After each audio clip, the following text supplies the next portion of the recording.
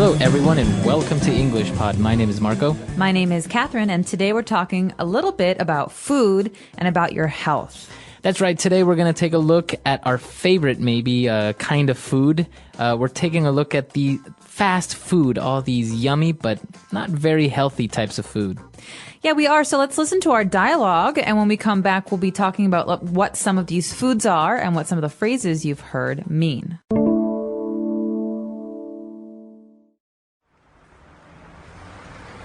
I'm hungry. Let's order up something to eat. Okay, maybe we can order a soup and a salad from the restaurant down the street. I was thinking of getting a hamburger, fries, and a chocolate sundae. You eat too much junk food. That sort of stuff clogs up your arteries and is very high in cholesterol. Well, I never seem to gain weight, so I don't mind. It's not only about getting fat or not, it's about being healthy. You could really have some health problems later on. How about pizza or maybe some fried chicken? Better yet, let's order some hot dogs. You're a lost cause. All right, we're back. So now let's take a look at language takeaway. Language takeaway. So first up on language takeaway is a very unhealthy food. It's called a chocolate sundae. That's right. We wanted to order hamburger, french fries, and a chocolate sundae. So chocolate, we know what this is, the flavor that comes from cocoa. But what is a sundae? Well, basically, a sundae is a kind of ice cream dessert. Mm-hmm. It comes in a cup or a bowl, and it's usually vanilla ice cream with chocolate sauce, and then oftentimes a cherry on top. Okay. So, as you can see, the word is pronounced exactly like the day Sunday, but it has a different spelling in the end. S-U-N-D-A-E, sundae. Right. So this is a chocolate sundae. So when you see this spelling, a sundae with an E, that's the dessert. If you see it with a Y, that's the day. Exactly. So chocolate sundae, actually a very delicious dessert, but remember, it's ice cream. That's right. Now, all of these types of food, hamburger, a chocolate sundae, it's called junk food. Junk food. Well, food, you know. Junk. What is an example of junk, Marco? Well, something that's not good or useful anymore. So maybe you have trash that you need to get rid of, like an old TV. That's junk. So my mom would always say, throw away this junk. It's stuff that you don't need. So junk is things that you would throw away. Yeah, junk food is the kind of food that's not healthy for you. It's the food that you shouldn't eat. Right. But it tends to be really delicious. That's right. So, for example, the hamburger, french fries, a chocolate sundae, all this would fall under this category of junk food. That's right. And one of the things about junk food is that it's high in cholesterol. Now, what is cholesterol, Marco? That's right. So you always have to be careful. Your doctor says that you shouldn't have or you have to be careful about having high cholesterol. And that's just basically, it's a type of fat that is found in animal products. So, for example, beef has cholesterol. And it's dangerous because it could maybe cause health problems. That's right. So my friend needed to lower his cholesterol, and his doctor told him he should eat less red meat. Eat more vegetables and fruits instead. That's right. So cholesterol is you'll see it all the time when you're shopping. You'll see that it's low in cholesterol or no sugar or no calories, stuff like that. Exactly. Now, a food that is very, very high in cholesterol is fried chicken, but it's also very delicious. That's right, fried chicken. Now, as you see, the first word there is fried, and that means that it was cooked in hot oil. That's right. And what's important to remember about most American fried chicken is that the chicken is usually put in a batter. So like a milk, egg, flour sauce, and then it's fried. So on the outside, it's very, very crispy and salty. That's right. So it's covered in like a type of bread, like a crispy bread. Yeah, that's right. It's usually very greasy, so when you eat it, you have lots of grease on your fingers.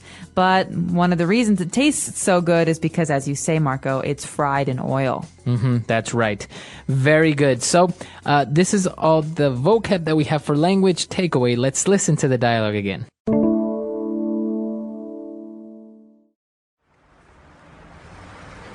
I'm hungry. Let's order up something to eat. Okay, maybe we can order a soup and a salad from the restaurant down the street. I was thinking of getting a hamburger, fries, and a chocolate sundae. You eat too much junk food. That sort of stuff clogs up your arteries and is very high in cholesterol. Well, I never seem to gain weight, so I don't mind. It's not only about getting fat or not, it's about being healthy. You could really have some health problems later on. How about pizza or maybe some fried chicken? Better yet, let's order some hot dogs. You're a lost cause. All right, now it's time for some phrases on Fluency Builder. Fluency Builder. So one of the first phrases is actually something that I'm excited to talk about because it comes up a lot in directions when we're giving people directions somewhere. So one of the people in the dialogue said, we can order a soup and salad from the restaurant down the street. Right. So this is, you're basically telling the person where the restaurant is. And when you say something is down the street, it means that it's nearby. It is. It's nearby. It's on the same street, or it's just, it's just a few minutes walk from where you are now. Right, right. So you can say, my apartment is just down the street from this park. So it's very close. Or you could say, I know him. He lived down the street from me when we were children. Okay, so he lived really, really close to you. Very good. Now, when we were talking about junk food and we were talking about how it's not healthy, we said that junk food clogs up your arteries. All right. A couple important words here. To clog up arteries. The verb to clog. What does that mean? Clog with a G. It means it gets in the way or obstructs it. All right. So, for example, if a drain, if in my sink, if a drain is clogged, the water does not go down. Right. So the water starts to build and build and build. And actually, it's very dangerous because if it comes up too much, the water will go on the floor. But that's a drain, that's a sink. If you're talking about the heart, you would say that cholesterol clogs up your arteries. Right. So your arteries are like these tubes where blood passes. And of course, if they're clogged up, then blood can't pass. That's right. And if it's very serious, people sometimes have to have heart surgery to clear those arteries, to take the blockage, the clogging, away from the arteries. That's right. That's right. Okay, so that is to clog something up, or something is clogged up. Now, moving on, when we were giving suggestions, we said, all right, well, how about pizza or maybe some fried chicken? Better yet, let's order some hot dogs. All right, now this is a great phrase, as you say, Marco, for offering a suggestion. You could say, I think we should eat hamburgers. Better yet. Okay, so what does this mean? This means I actually had a better idea while I was telling you my other idea. So it can be used in the middle of a sentence, like here, right? It's kind of like an interjection. Better yet, you know what? Let's get some pizza. So it's better than the idea you just had. Right. So let's go swimming. Oh, better yet, let's go play basketball. Right, exactly. Now, towards the end, our friend said, you know what? You're a lost cause. What does that mean? What does this phrase mean? You're a lost cause. You're a lost cause. It's an interesting phrase. This is basically a way of saying, I can do nothing to change you. You have a bad habit, or you have this bad quality, and anything I do, it's not going to help. Right. So something that is a lost cause, it means it's hopeless, helpless. That's right. I cannot do anything to change it. Okay. All right. A lot of great vocab here. Let's listen to the dialogue one last time.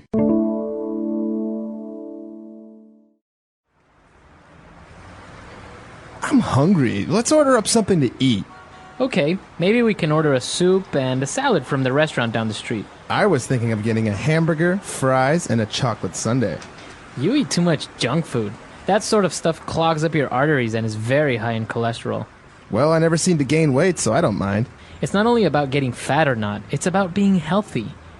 You could really have some health problems later on. How about pizza or maybe some fried chicken? Better yet, let's order some hot dogs. You're a lost cause. All right, so talking about junk food, we took a look at cholesterol. Now, apparently, not all cholesterol is bad. That's right. There are two kinds of cholesterol. HDLs and LDLs, and one kind is good for you and the other kind is bad for you. And so it's important when you talk to your doctor, you ask your doctor if the bad cholesterol is high for you. Because if it's the good cholesterol that's high, you're probably not going to experience health problems. Right. But if you have really high bad cholesterol, then that's something that you should think about when you eat and when you choose the kinds of foods that you eat. Right. So usually, my doctor always used to tell me to not eat so many eggs because eggs are high in cholesterol. That's right. Red meat and eggs and salty foods, I think. Mm-hmm.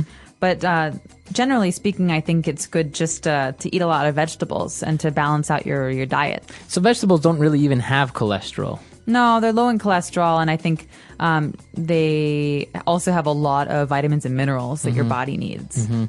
It's very, very interesting because actually all food that is usually very, very delicious is high in cholesterol or high in calories. It's bad for you. It's basically junk food, yeah. Yeah. So potato chips, hot dogs, pizza, fried chicken, all of these delicious foods, they're all considered junk food and they're all really bad for you. That's right.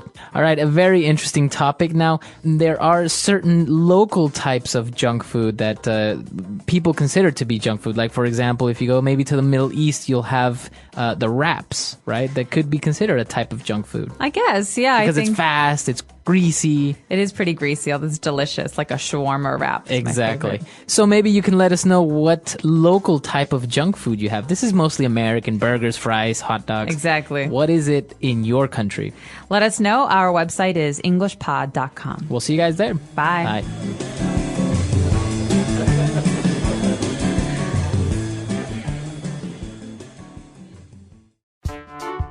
The English Pod Audio Review. Listen to the meaning, then say the vocabulary word.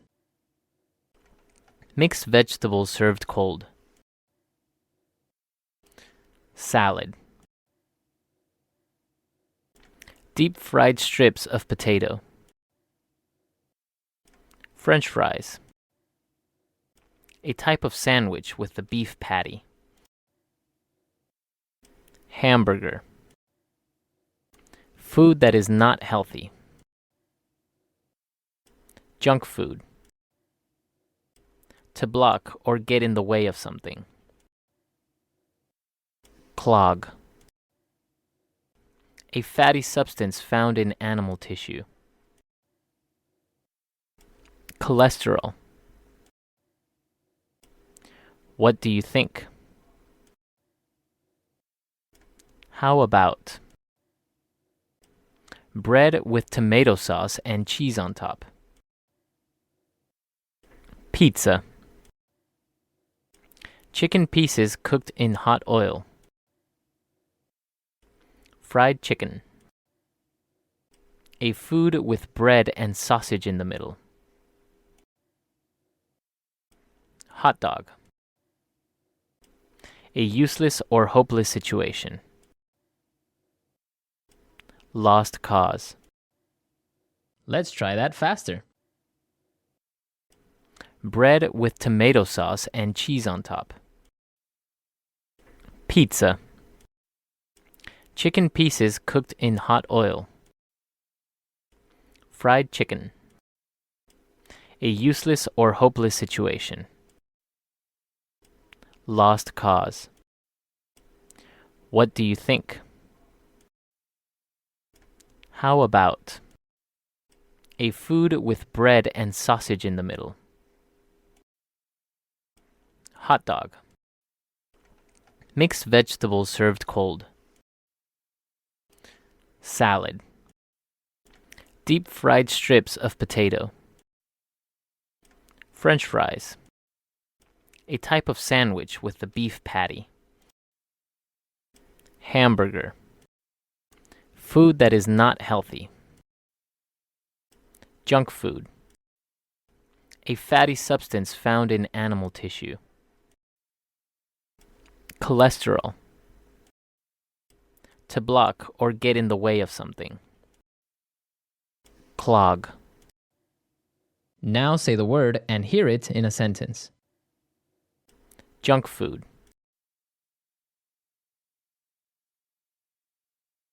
I have junk food 1 or twice a week. Junk food.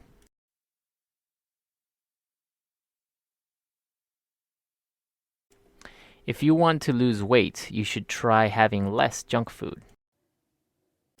Junk food.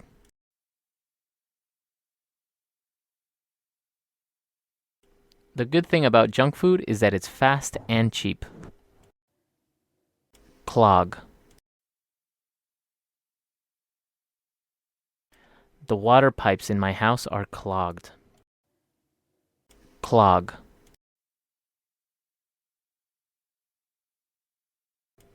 Your toilet is clogged. You should call a plumber. Clog.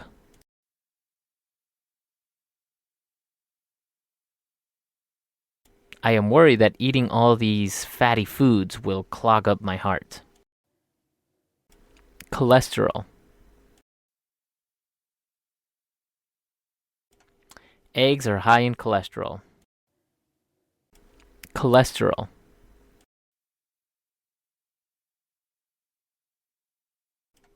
I have to watch what I eat because I have high cholesterol. Cholesterol.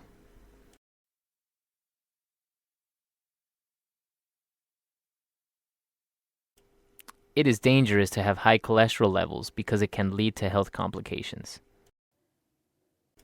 How about? How about we go to the movies instead? How about? How about I cook and you clean the house?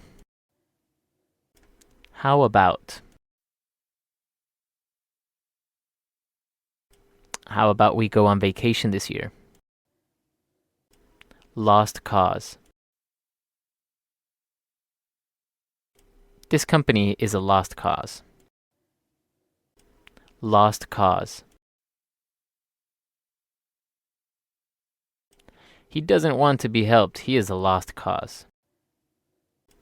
Lost cause. Continue fighting the disease. It's not a lost cause.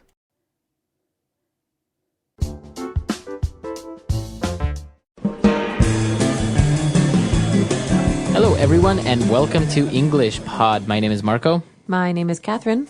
And today we have a very healthy lesson for everyone. We are going to have healthy food. So we're going to the grocery store and we're choosing what food to buy.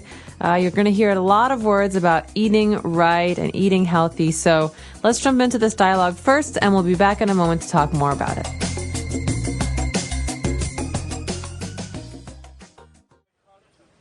Okay, darling, I got some pizzas, potato chips, hot dogs, and lots of cheese.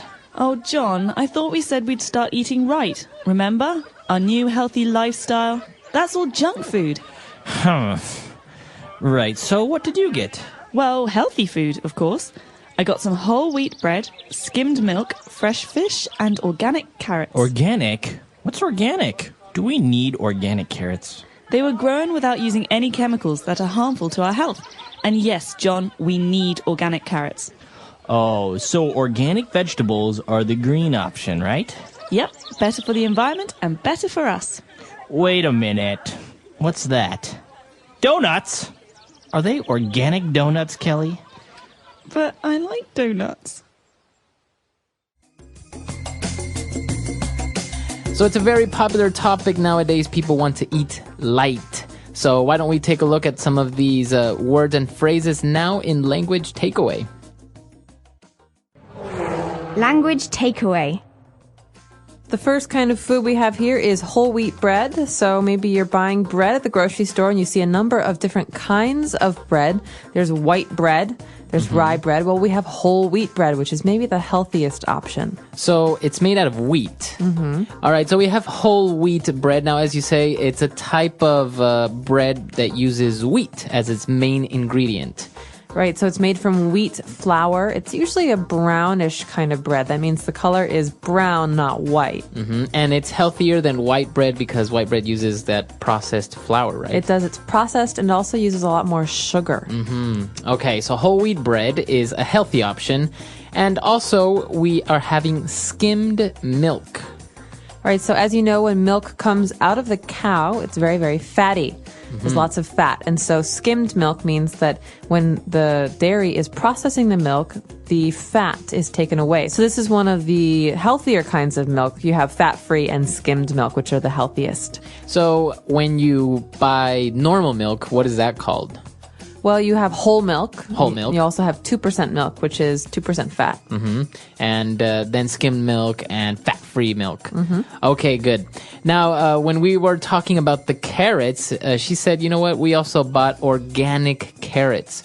So this is a very popular word nowadays, organic vegetables, organic carrots. What does it mean if it's organic?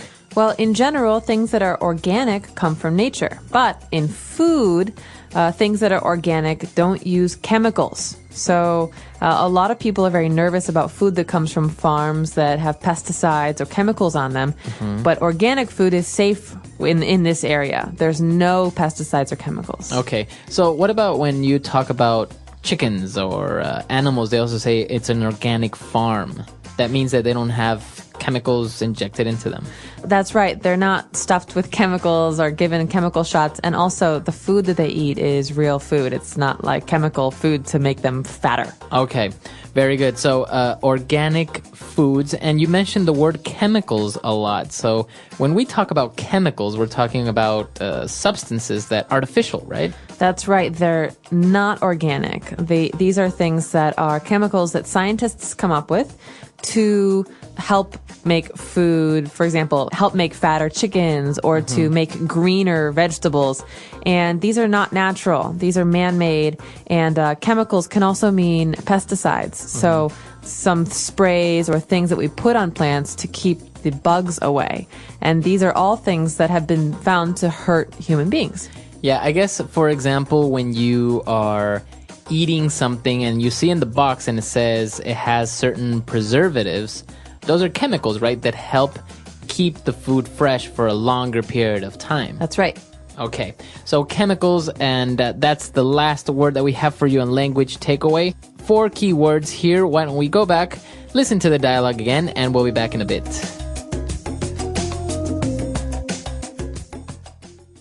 Okay, darling, I got some pizzas, potato chips, hot dogs, and lots of cheese.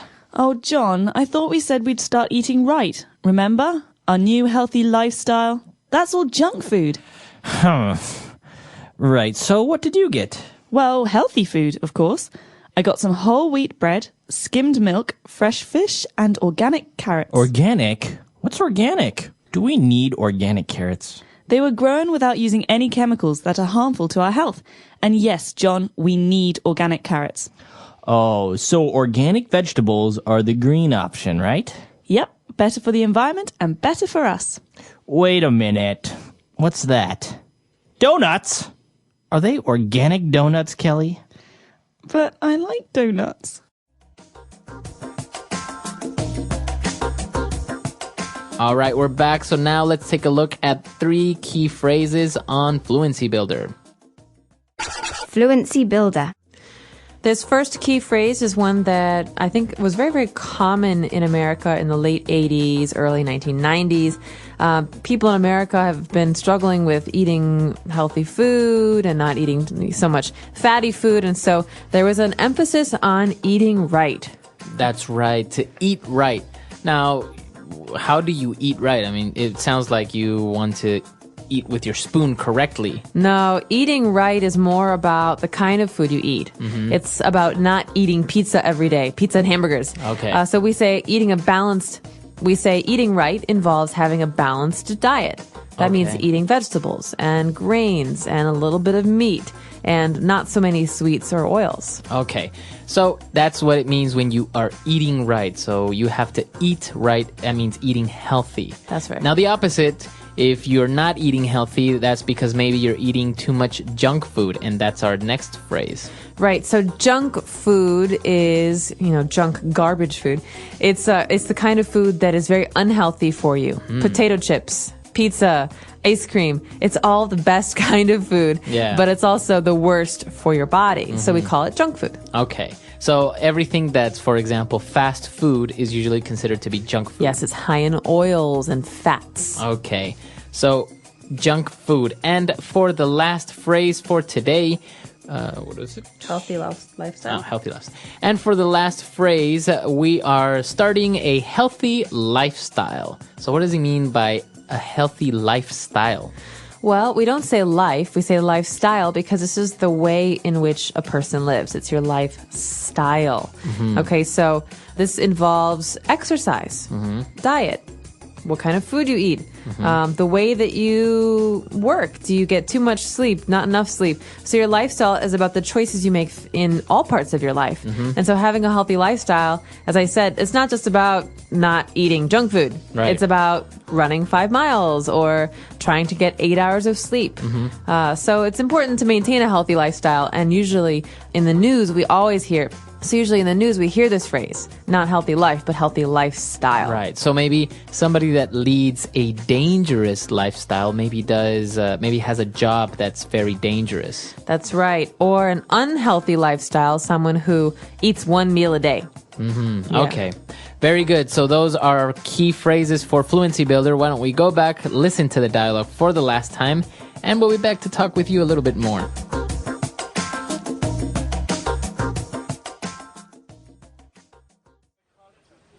Okay, darling, I got some pizzas, potato chips, hot dogs, and lots of cheese.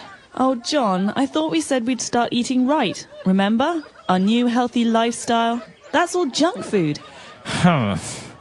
Right, so what did you get? Well, healthy food, of course.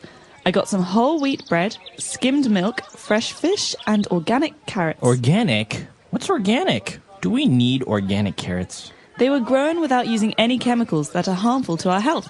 And yes, John, we need organic carrots. Oh, so organic vegetables are the green option, right? Yep, better for the environment and better for us. Wait a minute. What's that? Donuts? Are they organic donuts, Kelly? But I like donuts.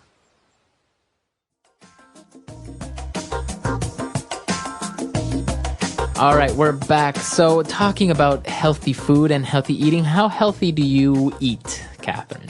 I think I eat pretty decently. I try to eat a balanced diet. Like I said earlier, I think a balanced diet is a key to a healthy lifestyle. I don't really eat fast food. Oh, really? And I try not to eat too much meat or too much sugar. Yeah.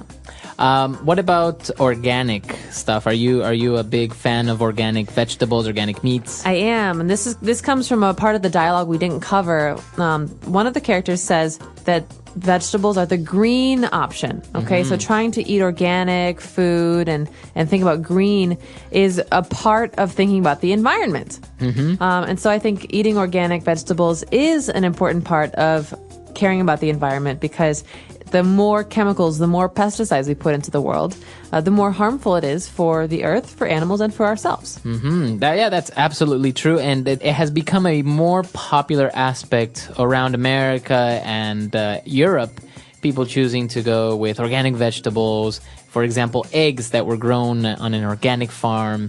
And so it is the healthier option, and obviously the green option, as we saw in the dialogue. Yes. Okay, so a very interesting topic. We want to know what your opinion is on it. Why don't you come to our website, englishpod.com, and tell us if you are a fan of the light or green organic lifestyle, or maybe you just don't really care. Maybe you love junk food. Maybe. Let us know, englishpod.com. All right, we'll see you guys there. Bye. Bye.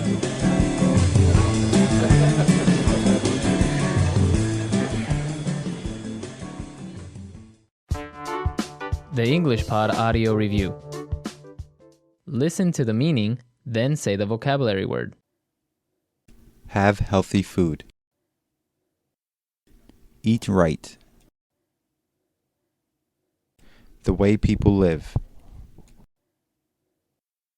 Lifestyle. A high-calorie food and low in nutritional value. Junk food. Without using any chemicals. Organic. Healthy to the body. Green. Small ring-shaped fried cakes. Donut. Let's try that faster. Without using any chemicals. Organic. Small ring-shaped fried cakes. Donut. The way people live. Lifestyle. Have healthy food. Eat right. Healthy to the body. Green. A high-calorie food and low in nutritional value. Junk food. Now say the word and hear it in a sentence. Eat right. My mother started eating right and lost pounds. Eat right. We need to stop eating at restaurants every night and start eating right. Eat right. Eating right is better for one's health. Lifestyle.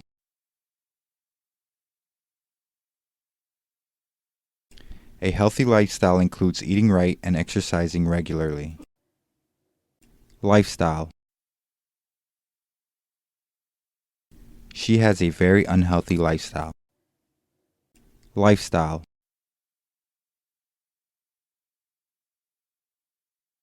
He wouldn't be able to live here because he has a very expensive lifestyle. Junk food. My favorite junk food is potato chips. Junk food. The movie theater in my town only serves junk food. Junk food. My high school stopped serving junk food in the cafeteria. Organic. The organic section in the grocery store keeps getting bigger. Organic. These apples have been grown organically. Organic.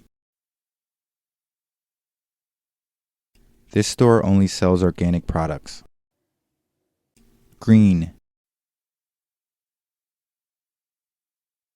In America, many people are trying to live green. Green. Some of my friends are switching to a greener lifestyle. Green.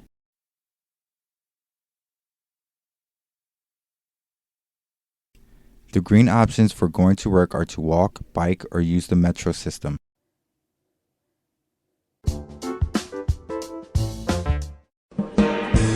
Hello, everyone, and welcome to English Pod. My name is Marco.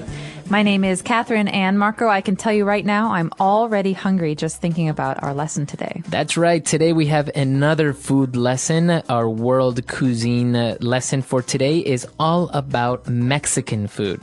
Okay, Mexican food comes from the country Mexico, but also parts of the United States, like Texas have something called Tex-Mex. So right. You're going to hear a lot about these kinds of foods there. Let's check out today's dialogue.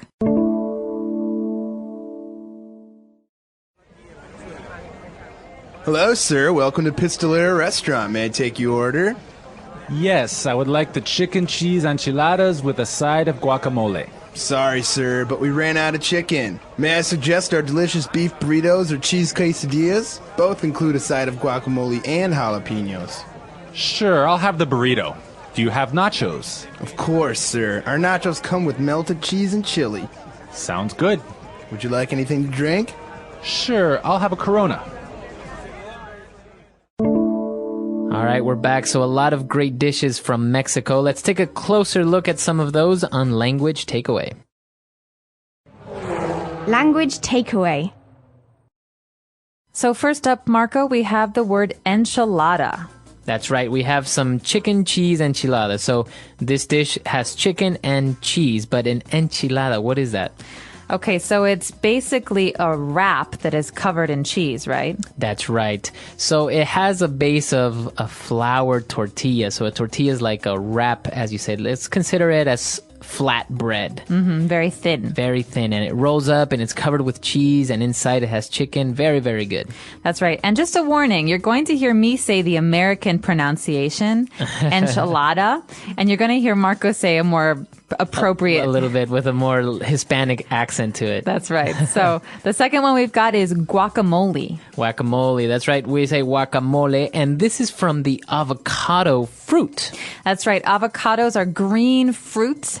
They have a skin, so you take the skin off, and you usually mix guacamole with other ingredients. Right. It has a little bit of lemon, onion, tomato. Maybe a little spice. Yes. Really good stuff. So, yeah, it comes from that fruit that you said, and it's kind of like a paste, right? It's something that we often use as a dip. So I can dip my potato chips or my tortilla chips in it, or I can use it as a sauce. All right, very good.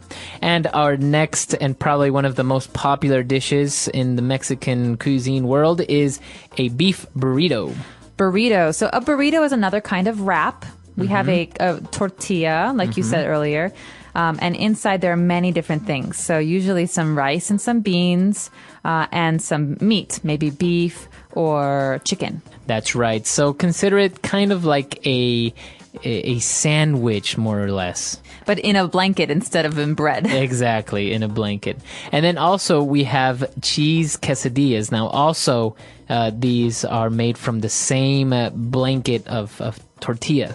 That's right. So this thin tortilla, this flour tortilla, is put on top and on bottom. And Right. inside you have some cheese, some melted cheese. Or other times you can have cheese and chicken. And usually you find it's a circle, but it's cut into 4 pieces. So it looks like pieces of a pie. That's right. And actually what you do is you heat it up in a pan so the cheese inside melts. And it's very, very delicious. It is. And sometimes you have this with a side of jalapeno. Okay, this is some type of vegetable, I would guess. It's a pepper. It's a pepper. Right. So this is a very, very spicy pepper that people often use to make things taste hot. That's right. So you can see them. They're usually green, and they're very, very spicy. So if you bite into one, it'll burn your mouth. It will. And sometimes people like to put these on our next dish. What's the next dish, Marco? We have some nachos. Okay, this is a classic Tex-Mex dish, like I was saying. So a lot of Americans love to eat this. And nachos are basically a plate of tortilla chips with what on top?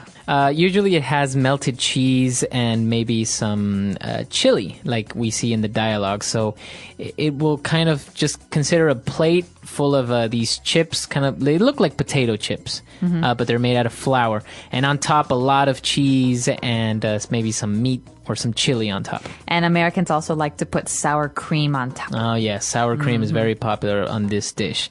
So a lot of dishes. These are probably the most popular ones that you can find at most Mexican restaurants and also in Tex-Mex style cuisine. So why don't we take another look at everything, and we'll be back in a bit with Fluency Builder.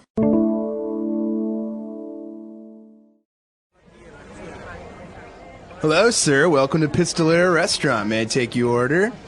Yes, I would like the chicken cheese enchiladas with a side of guacamole. Sorry, sir, but we ran out of chicken. May I suggest our delicious beef burritos or cheese quesadillas? Both include a side of guacamole and jalapenos.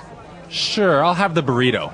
Do you have nachos? Of course, sir. Our nachos come with melted cheese and chili. Sounds good. Would you like anything to drink? Sure, I'll have a Corona. All right, so Marco, today we have only 3 things to talk about in Fluency Builder. The first one is something that the waiter said to the customer. It was to run out of. That's right. He wanted some chicken cheese enchiladas, but unfortunately they ran out of chicken. So the phrasal verb here is to run out of. That's right. And we heard the past tense. So unfortunately, we ran out of chicken. This means that we no longer have chicken. We sold all of the chicken. That's right. So for example, if you're in your car car and all of a sudden you run out of gasoline, it means your car will stop running. That's a very bad situation. So to run out of means to not have any more. That's right. So you ran out of money. Maybe you have no more money. Another bad situation. All right. So instead, he ordered a burrito that included a side of guacamole and jalapenos. Okay, so the reason we included this is because it's important to remember this as a phrase, a side of. That's right. So this burrito comes with a side of guacamole, or this burrito has a side of beans. So a side of means a small portion, a little bit. That's right. The most important part of a side of is that it doesn't come in the dish or inside the burrito, let's say. It just comes separately on a separate little plate. Or it can come next to the main dish. So if the main dish is tacos, you can say, I want tacos with a side of black beans. You would get the black beans in a little bowl next to you. But that's not the main thing. Exactly. So a side of. Now, for our last phrase, when we talked about the nachos, they came with melted cheese and chili. So what do we mean by they come with melted cheese and chili? Okay, so this verb to come with means that they have as a part of the dish. So this is not a side. Right. Not like before when we were talking about a side of. This means that in the case of nachos, the nachos have on them, on top, cheese and chili. That's right. So sometimes if you go to McDonald's and you buy a meal, you get a burger, and the burger comes with French fries and a Coke included in the meal. Or you can say, unfortunately, this meal does not come with a drink. So you have to order the drink extra. That's right. Okay, so a lot of great stuff. Let's take another look, and we'll be right back.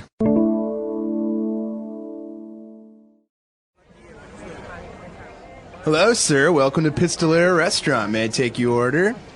Yes, I would like the chicken cheese enchiladas with a side of guacamole. Sorry, sir, but we ran out of chicken. May I suggest our delicious beef burritos or cheese quesadillas? Both include a side of guacamole and jalapenos.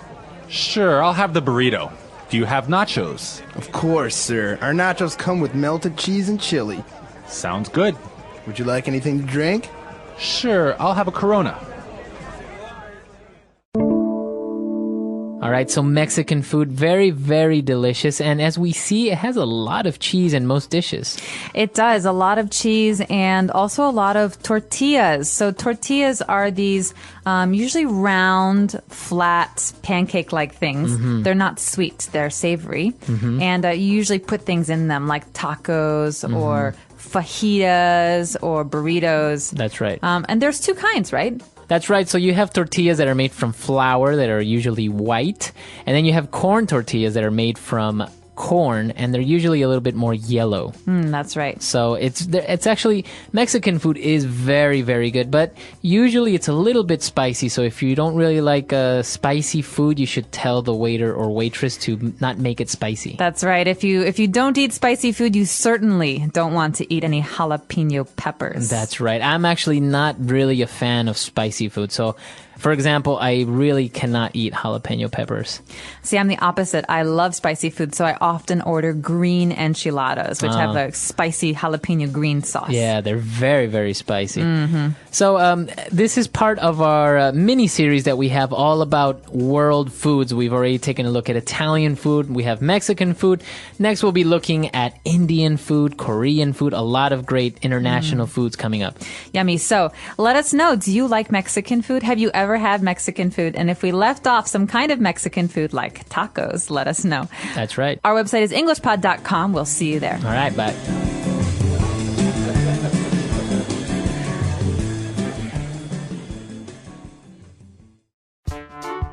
The English Pod Audio Review. Listen to the meaning, then say the vocabulary word. A type of beer from Mexico. Corona. A spicy green pepper. Jalapeno. A dip of mashed avocado mixed with tomato, onion, and seasonings. Guacamole. To become liquefied by warmth or heat. Melt. A tortilla folded over a filling. Burrito. Let's try that faster. A tortilla folded over a filling.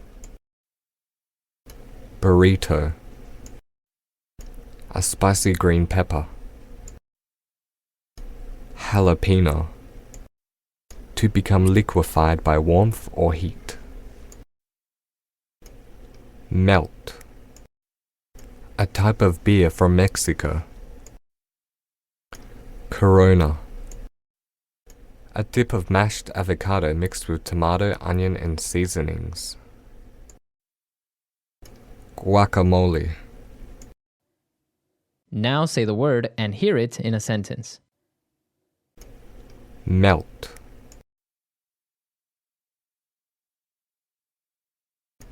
Hey, could you please melt this cheese for me? Melt.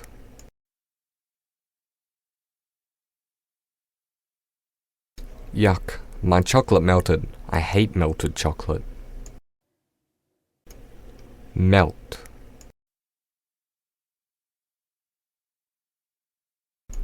I like to melt my butter and put it on bread. Corona.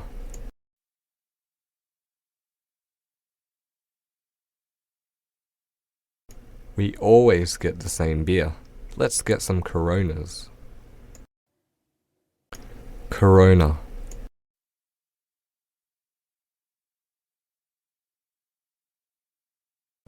This Corona tastes weak. I like my stronger Australian beers. Corona.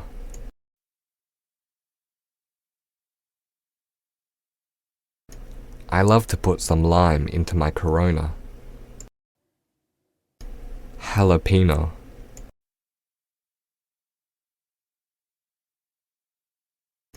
This jalapeno is so hot, I need water. Jalapeno.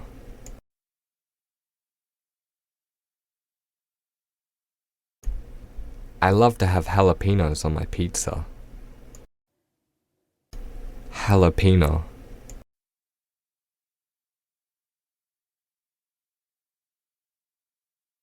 I will give you $100 if you can eat 10 jalapenos. Guacamole.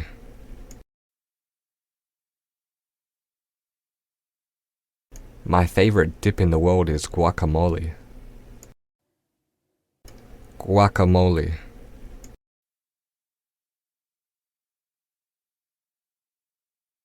She always has guacamole with crackers. Guacamole.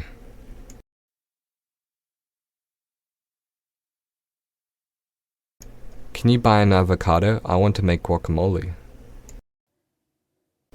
Burrito.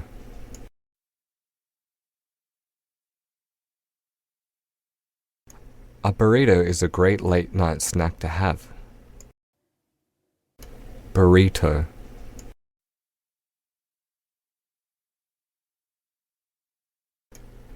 I like my burrito to have chicken and cheese. Burrito.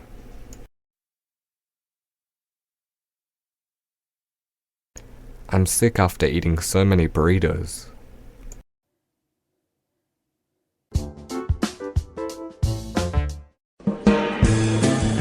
Hello, everyone, and welcome to English Pod. My name is Marco. My name is Catherine, and today we have a delicious lesson all about Chinese food for you. That's right. Today we are ordering Chinese food. Now, for many of you listeners that are actually Chinese, you may not recognize these dishes because we are talking about American Chinese food. That's right. So long ago, people came over to America from mainly Hong Kong.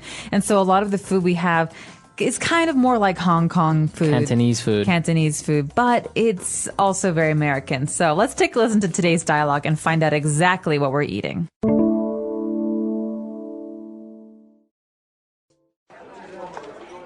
Hi, welcome to Happy Buddha. Can I get you anything to drink?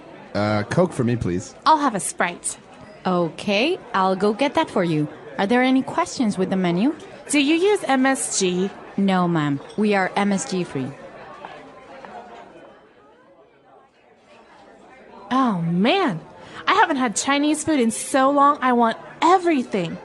This place has the best sesame chicken. Yeah, I've been craving Chinese for such a long time. I used to get takeout all the time. It's definitely been a while. Let's start off with some crab rangoon. Oh, yeah, that sounds good.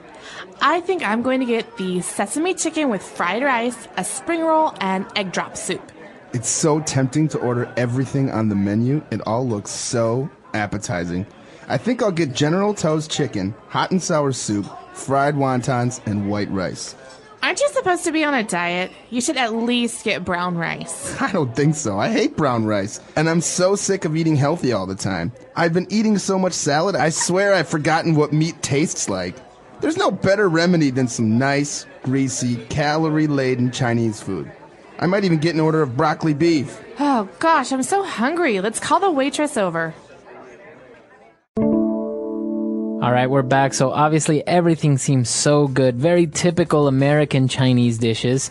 And we have a lot of things that we can take a look at. So let's start with language takeaway. Language takeaway. In language takeaway today, we're going to be talking about some general food words that you can use when you're ordering food. So the first one we should talk about is this MSG. Right. Andrea asks, do you use MSG? So why is she asking this, and what is MSG? MSG is an ingredient in foods. It's kind of like a condiment, something that you put on the food after the food has been cooked. And it makes the food taste better, brighter. You know, it intensifies the flavors a little bit. Yeah, and it looks like salt or sugar. It's on the tables usually at Chinese restaurants, but a lot of people don't like MSG because they don't think it's very safe for their bodies. Right. And so actually the waitress says that the food is MSG free, which means there's no MSG in it. That's right. Okay, so she says our food is MSG free, which is this chemical. I think it's kind of like a chemical that you described. That's right. And a lot of people don't want it. So you can ask, is this food MSG free? You could also ask, is it fat free? Is it salt free? So this is a very helpful way of asking about what the ingredients are in a dish. That's right. That's right. And actually, Manny is talking about the food as well. And he says, yeah, I've been craving Chinese for such a long time. Okay, so the verb here is to crave, but he said he's been craving. So he really has been wanting this food for a long time. So if you say, I'm craving Italian food, what does that mean? That means I really want to eat Italian food. You feel like having Italian food. That's right. So I'm craving some kind of food. I really want to eat it. Okay. And he said that he used to get takeout all the time. So he's obviously talking about Chinese food. What does he mean by takeout? Well, takeout is the opposite of sitting down in a restaurant and eating food. Takeout is what you do when you want to go home and eat it. So in many restaurants, you can order the food and then you go and you pick up the food and you bring it home. Okay, so that's takeout. So it's a noun. You get takeout. Right, but it's a little bit different from a different kind of takeout. There's takeout where you order the food and you pick it up and you bring it home. But there's also delivery, and delivery is when you order the food and someone else brings it to you. Okay. So be careful with those two. All right, very good. And moving forward, Manny kept talking about the food and said, wow, everything on the menu looks so appetizing. It all looks so appetizing. Okay, appetizing is a way to describe something. In this case, we're describing food. So that's normally how we use the word appetizing. So appetizing basically means that you're excited about eating this food because it looks like it will be good. So what about the word appetizer? Does this have anything to do with it?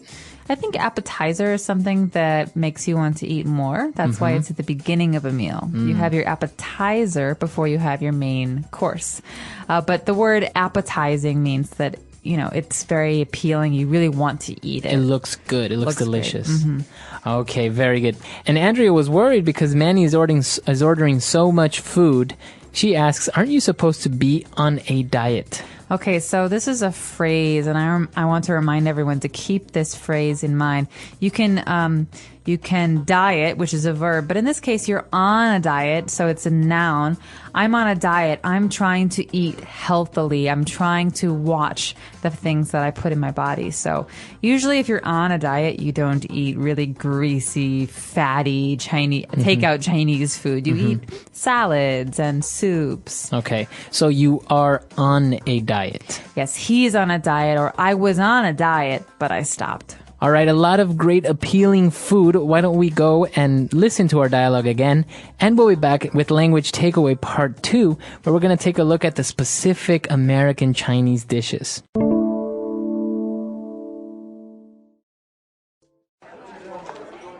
Hi, welcome to Happy Buddha. Can I get you anything to drink? Coke for me, please. I'll have a Sprite. Okay, I'll go get that for you. Are there any questions with the menu? Do you use MSG? No, ma'am. We are MSG free. Oh, man. I haven't had Chinese food in so long, I want everything. This place has the best sesame chicken. Yeah, I've been craving Chinese for such a long time. I used to get takeout all the time. It's definitely been a while. Let's start off with some crab rangoon. Oh, yeah, that sounds good. I think I'm going to get the sesame chicken with fried rice, a spring roll, and egg drop soup. It's so tempting to order everything on the menu. It all looks so appetizing. I think I'll get General Tso's chicken, hot and sour soup, fried wontons, and white rice. Aren't you supposed to be on a diet? You should at least get brown rice. I don't think so. I hate brown rice. And I'm so sick of eating healthy all the time. I've been eating so much salad, I swear I've forgotten what meat tastes like. There's no better remedy than some nice, greasy, calorie-laden Chinese food. I might even get an order of broccoli beef. Oh, gosh, I'm so hungry. Let's call the waitress over. All right, we're back. So now let's take a look at those delicious American Chinese dishes on Language Takeaway Part 2. Language takeaway. And so here we are with a number of delicious and very appetizing dishes. These are things that you'll normally find in an American Chinese restaurant. The first one is called crab rangoon. Okay, so this doesn't sound very Chinese at all. Now, Rangoon is actually a city in a country called Myanmar or Burma. Mm-hmm. And crab rangoon is a special deep-fried dish that's it's like deep-fried dumplings, but on the inside there's cream cheese and crab. Crab meat. That's right. All right, so it's kind of, as you said, like a dumpling, but inside you have cream cheese and crab. Right. All right, very good. Now, they also talked about getting the sesame chicken with fried rice. Okay, so sesame is a very common ingredient in cultures all over the world. Mm-hmm. And sesame is a kind of seed. Mm-hmm. But some people also use some sesame oil in their cooking. And so these all come from these white, small seeds. Mm-hmm. And sesame chicken is a kind of chicken that's cooked with sesame seeds. Okay, very good. And obviously, we know what fried rice is. It's just basically rice in a pan with sometimes a little bit of meat and egg and just fry it all together. But what about spring rolls? I think these are one of the typical Chinese dishes that everyone knows. And actually, it's a Chinese dish as well. I love spring rolls, although I've never gotten an American spring roll in China. The spring rolls we're talking about here are basically wrappers, these like wonton wrappers that are stuffed with meat and vegetables, and they're rolled up so they look like a long roll, and they're deep fried. So spring rolls are, as you said, little rolls with meat and sometimes vegetable inside. Not really sure why they call it spring roll, though. I don't know either. Maybe it has to do with the ingredients, like they're vegetables from the spring. Maybe. Now, another one that I actually really, really like is this egg drop soup. This is delicious. This is a very simple soup. And the when you're cooking it, you break an egg, and the egg is mixed into the soup. So it looks like it's kind of got these yellow pieces floating, but it's a really nice, simple soup with egg. Okay, and that's what it's called, egg drop soup. Now, you mentioned the wonton wrappers, and they also mentioned fried wontons. What are wontons? Okay, wontons are also known as hundun in mainland China, but this is a special kind of dumpling. It's got a piece of dough, basically, that's flattened out. And inside there's meat, maybe some vegetables. And sometimes you eat it in soup. But here we're talking about fried wontons, deep fried wontons. So you put them in the deep fryer and they're fried so that they're crunchy and the insides are soft. Actually, this is one of my favorite dishes, the original one in China, though, as you said, the hunton, because it's like in a soup. Yes. And it's very simple, but you have like dumplings in a soup. But the fried ones are also very, very good. They are both delicious, and this is making me very hungry. So maybe we should listen to our dialogue again.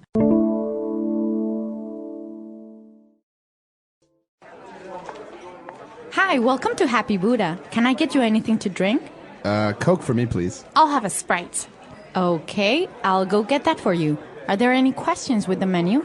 Do you use MSG? No, ma'am. We are MSG free. Oh, man. I haven't had Chinese food in so long, I want everything. This place has the best sesame chicken. Yeah, I've been craving Chinese for such a long time. I used to get takeout all the time. It's definitely been a while. Let's start off with some crab rangoon. Oh, yeah, that sounds good. I think I'm going to get the sesame chicken with fried rice, a spring roll, and egg drop soup. It's so tempting to order everything on the menu. It all looks so appetizing. I think I'll get General Tso's chicken, hot and sour soup, fried wontons, and white rice. Aren't you supposed to be on a diet? You should at least get brown rice. I don't think so. I hate brown rice. And I'm so sick of eating healthy all the time. I've been eating so much salad, I swear I've forgotten what meat tastes like. There's no better remedy than some nice, greasy, calorie-laden Chinese food. I might even get an order of broccoli beef. Oh, gosh, I'm so hungry. Let's call the waitress over. All right, we're back. So, as we mentioned, these dishes are very much, they have a certain American influence to them, and they're not really spicy. I think that's the main difference as well, that American Chinese food doesn't really have the intense garlic flavor, nor is it spicy like usual Chinese food. That's right. So I think that part of that is, like I said, due to the fact that a lot of the Chinese Americans who first came over came from Hong Kong. And so Hong Kong food is not as famous for its spiciness. It's not like Sichuan food. You will see a lot of sweet sauces, like this General Tso's chicken is like a very, very sweet sauce. Right. You also see a lot of soy sauce in American Chinese cooking. And so these are flavors that are very, very strong, and they're not the same as the Chinese peppers and these spicy foods you get in China. That's right. And actually, there's one more dish that we didn't mention in the dialogue, actually, but is very famous all around the United States. It's called chop suey.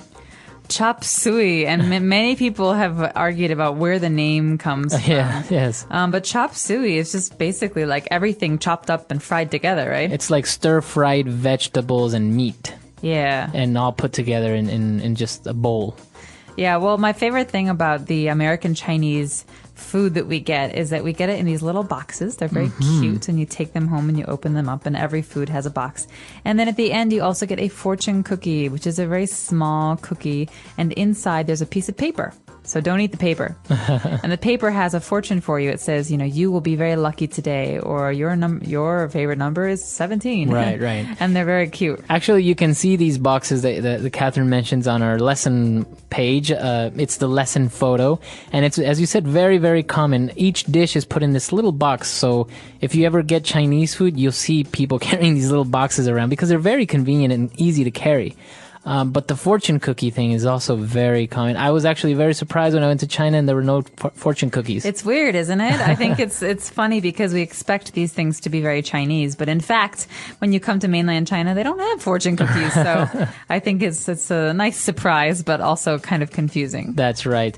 Well, a very interesting topic, and in the future, we're going to continue doing different lessons about different cuisines. We have Italian food coming up sometime soon. Ooh. So that's going to be very good as well. And of course, if you have any lesson suggestions, or maybe you want to suggest the cuisine from your country, you can visit our website, englishpod.com, and leave your comments there. We hope to see you guys there, and until next time. Bye everyone.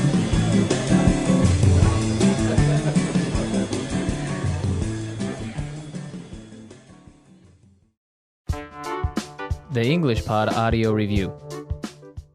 Listen to the meaning, then say the vocabulary word. A very strong desire for something. Craving. Attractive. Tempting. A medicine or treatment. Remedy. Food that is sold by a store to be eaten elsewhere. Takeout. Delicious.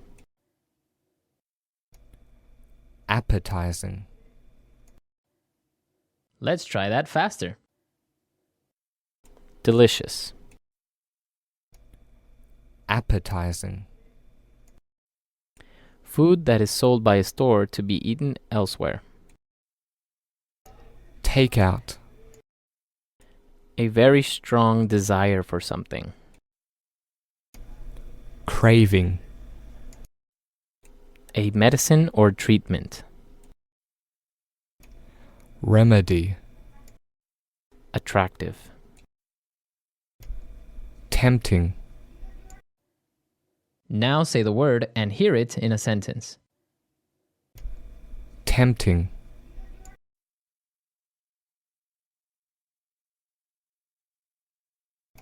The apple is so big and red, it's so tempting to take a bite. Tempting.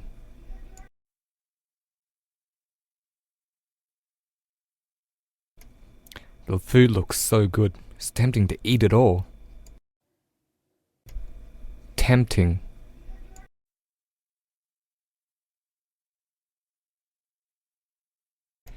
He's such a jerk. It's so tempting to just walk up and slap him. Craving.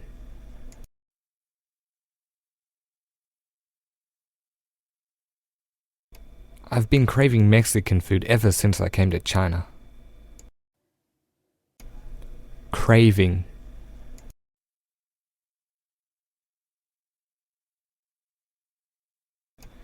He quit smoking 2 days ago, so he's been craving a cigarette. Craving.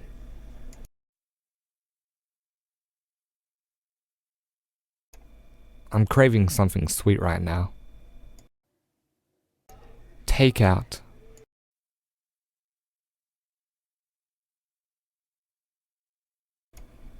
Whenever I'm too tired, I get takeout and watch a movie at home. Takeout.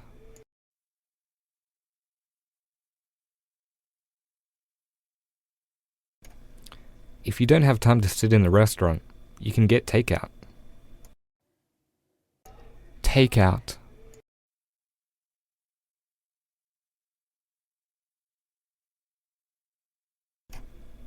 Even though takeout is really convenient, it's better if you eat the food fresh. Remedy.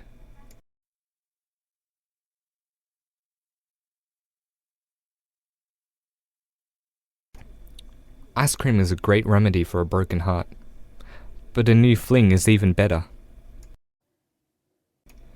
Remedy.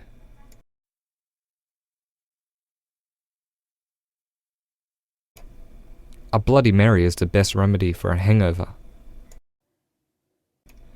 Remedy.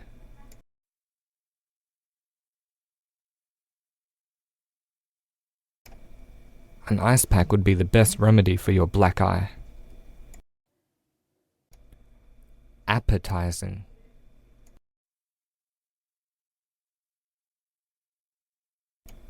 Everything on the menu looks so appetizing.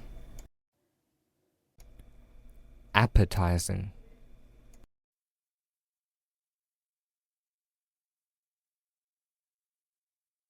I searched the menu, but couldn't find anything that looked remotely appetizing. Appetizing.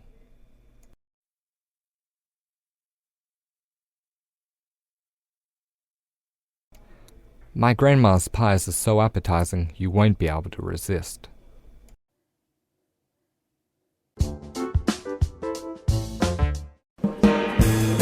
Hello everyone, welcome back to another great lesson with us here at English Pod. My name is Marco. And I'm Erica. And today we're going out to eat. Yes, good thing too, because I'm hungry. I know, it's almost lunchtime. Yeah. So today we're going to be talking about eating at a restaurant and giving some great recommendations and suggestions. Yes, we have language for describing food, for describing restaurants, and for making suggestions. Great. So let's start with our vocabulary preview for this lesson. Vocabulary preview. We have 2 words today from our dialogue, which you'll need to know to understand the dialogue. Great. The first one that we have today is food poisoning. Food poisoning. Food poisoning. Food poisoning. So food poisoning is not a good thing. Not a good thing. It is when you eat some bad food and that food makes you sick. Yeah. So you get food poisoning. Okay, so food poisoning, yeah, not a good thing. Okay, the next word. Allergic. Allergic. Allergic. Allergic. So when you're allergic to something, it makes you sick. That one thing makes you sick. right, For example, I'm allergic to seafood. right. If I eat seafood, I cannot breathe. Oh, okay, so you definitely want to stay away from fish. Yes, yes. Some people are allergic to nuts, like peanuts. Or maybe milk. milk. Yep. Cool. So when one type of food makes you sick, you are allergic to that food. Okay, great. So with this in mind, now we can listen to our dialogue for the first time at its normal speed. But don't worry if you don't get everything now, because We'll come back and teach you the important language.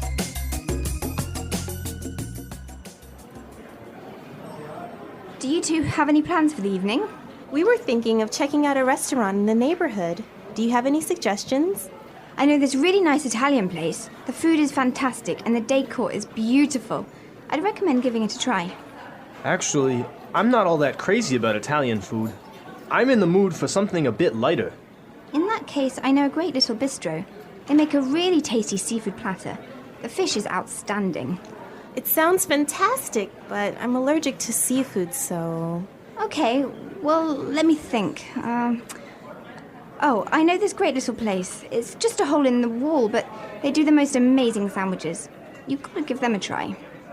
Ella, you took me there last time I visited, and I got food poisoning, remember?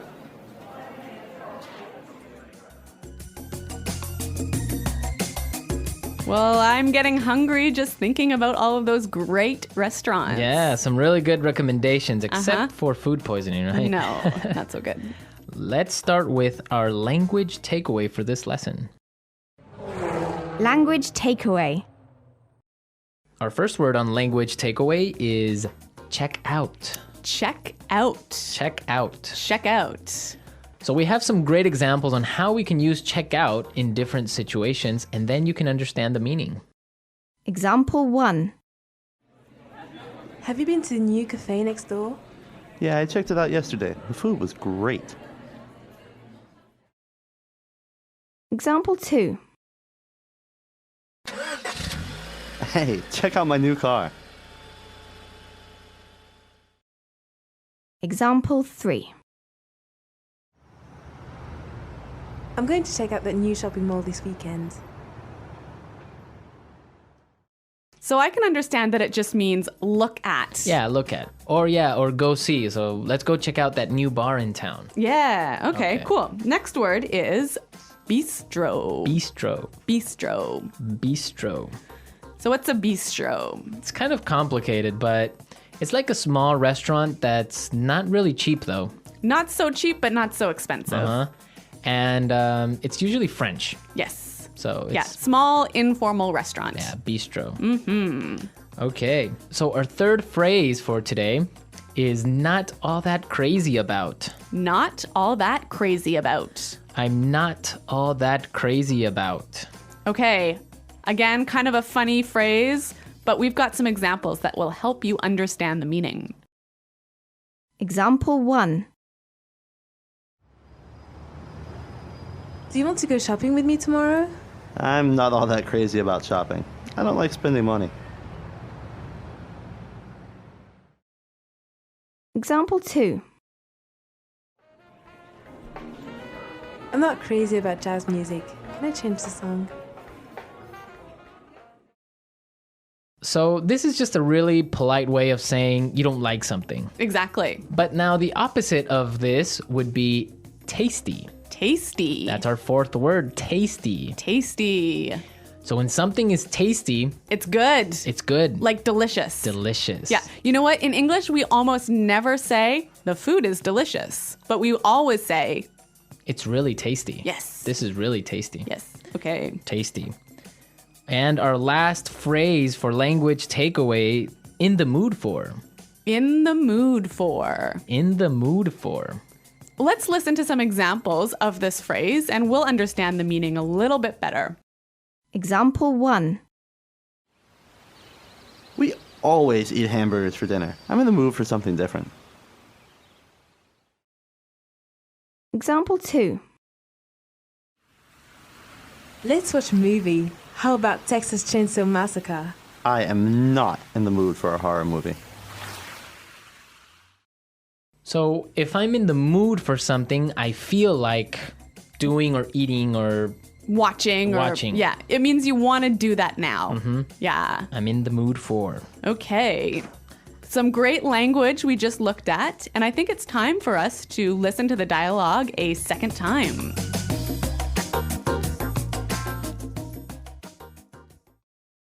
Do you two have any plans for the evening? We were thinking of checking out a restaurant in the neighborhood. Do you have any suggestions? I know this really nice Italian place. The food is fantastic and the decor is beautiful. I'd recommend giving it a try. Actually, I'm not all that crazy about Italian food. I'm in the mood for something a bit lighter. In that case, I know a great little bistro. They make a really tasty seafood platter.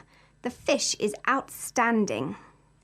It sounds fantastic, but I'm allergic to seafood, so... Okay, well, let me think. Oh, I know this great little place. It's just a hole in the wall, but they do the most amazing sandwiches. You've got to give them a try. Ella, you took me there last time I visited, and I got food poisoning, remember? Okay, some really great and useful phrases there, and I know you want to talk about specifically some of these phrases. Yes, today's lesson is all about making recommendations, right? Right. So let's look at some useful phrases in Fluency Builder. Fluency Builder. So in the dialogue, we heard a great way of asking for a suggestion. That's right. Let's listen. Do you have any suggestions? Do you have any suggestions? So that's how you would ask for a suggestion. Or you can say something else like, do you have any ideas? Yeah, or you might say, do you have any thoughts? Mm-hmm. Okay, so Three that's great ways. Asking for suggestions. Yep. In response to this, you can say something like this. I'd recommend giving it a try. I'd recommend giving it a try. We also heard another phrase that we use for giving suggestions. You've got to give them a try.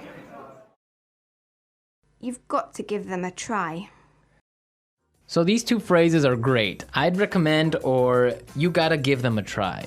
Yeah. Great ways of suggesting. Yes. Now, what's really important here is the pronunciation of these words, right? Yeah, you'll notice that we don't say, I would recommend. Right. We use the contraction, I'd. I'd recommend. I'd recommend. Similarly, in the phrase, you have got to, we shorten that to say, you gotta. You gotta. You gotta give them a try. You gotta. Mm-hmm. You know what, guys? If you can shorten your phrases like this, if you can push the sounds together, you'll sound a lot more natural, hey? And also you'll be able to understand because in movies or in shows, they will never say, you have got to give them a try. Yeah. So if you know how to use this form, you'll understand what they mean. Exactly. Okay, great. Well, why don't we listen to the dialogue a third time and you'll hear some of these contractions in the dialogue.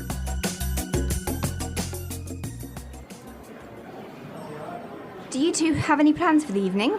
We were thinking of checking out a restaurant in the neighborhood. Do you have any suggestions? I know this really nice Italian place. The food is fantastic and the decor is beautiful. I'd recommend giving it a try. Actually, I'm not all that crazy about Italian food. I'm in the mood for something a bit lighter. In that case, I know a great little bistro. They make a really tasty seafood platter. The fish is outstanding. It sounds fantastic, but I'm allergic to seafood, so...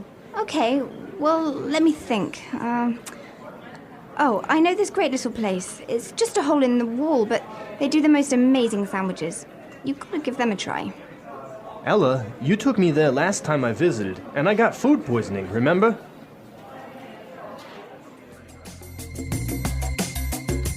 Okay, great dialogue. And Erica, I know that you have some food poisoning stories for us. Well, I don't know about stories, but I've definitely had food poisoning before. One of the worst times that I ever had food poisoning was when I was traveling in Morocco. Okay. I had some really amazing orange juice, really fresh, squeezed that day in the morning. And then I got on a bus. Okay. I think you can see where this is going. Yeah, so I was on the bus and then I started to feel really sick. And I was just hoping and hoping and hoping that the bus ride would be over soon. Yeah. But unfortunately it wasn't. Oh, no. All I can say is that I was sick. And all I can say is that I was pretty sick and really, really unhappy. Yeah, I bet. Well, that's very strange that you got sick from orange juice, huh? Well, yeah, maybe it was with some dirty water or something like that. I don't know. It was a terrible situation. Yeah, it's always complicated when you're traveling to other countries. It could be the water, it could be the way they prepare things. So yeah. Food poisoning. Guys, I hope that you don't get food poisoning. And if you have any food poisoning stories, it would be great for you to share them. Yes, at our website, englishpod.com. And we'll see you there to answer all your questions and comments, but now we have to go. Okay, guys, thanks for listening. We'll see you there. Bye-bye. Bye.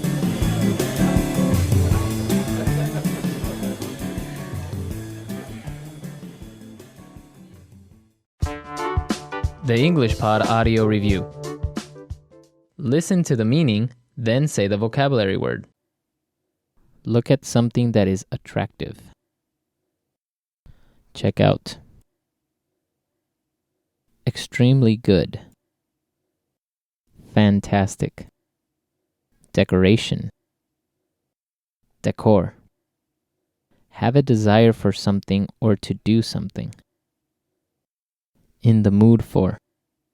Not heavy on stomach, easy to digest. Light. Small, trendy restaurant or bar. Bistro. Delicious, tasting good.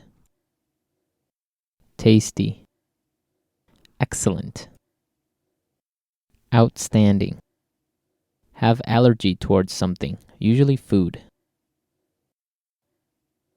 A very small, usually cheap restaurant or bar. A hole in the wall. Becoming sick because of bacteria in food. Food poisoning.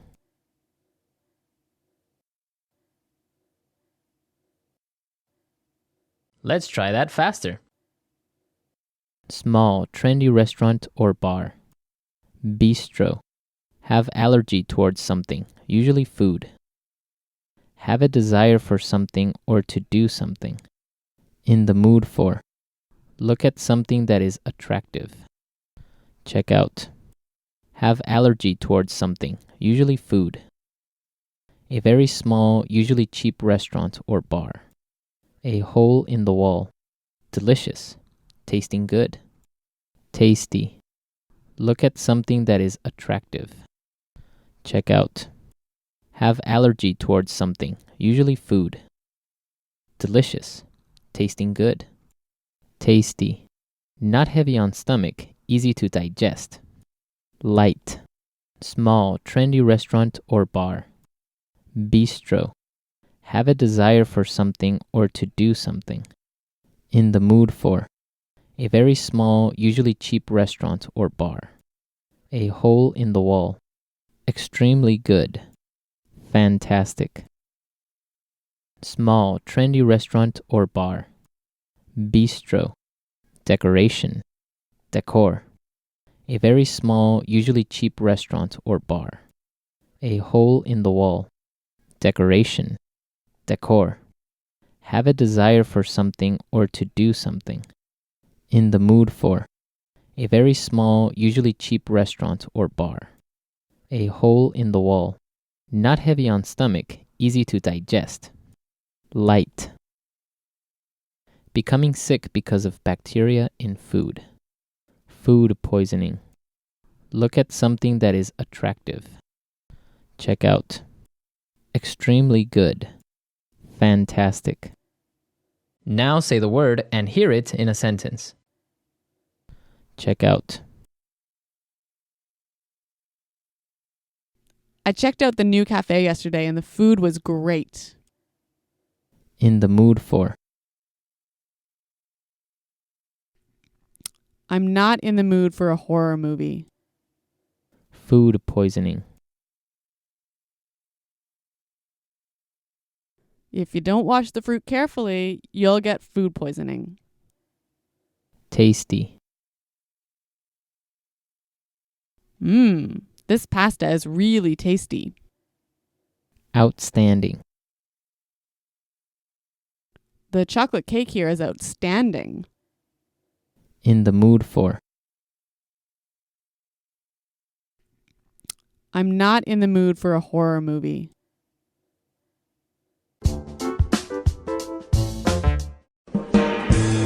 Hello everyone and welcome to English Pod. My name is Marco.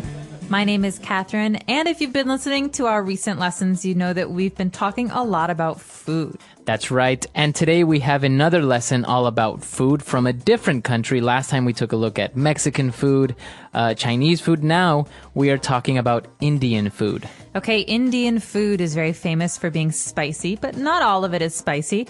Let's take a listen to today's dialogue and find out just what kinds of food you will find at an Indian restaurant.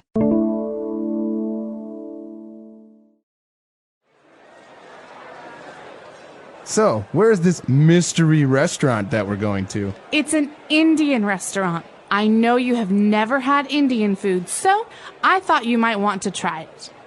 That sounds great! I am craving some type of beef dish. Well, Indian cuisine actually doesn't serve beef. You see, cows are a sacred animal, a very important element in the Hindu religion, so beef is not eaten. I see. So what are we having? Chicken?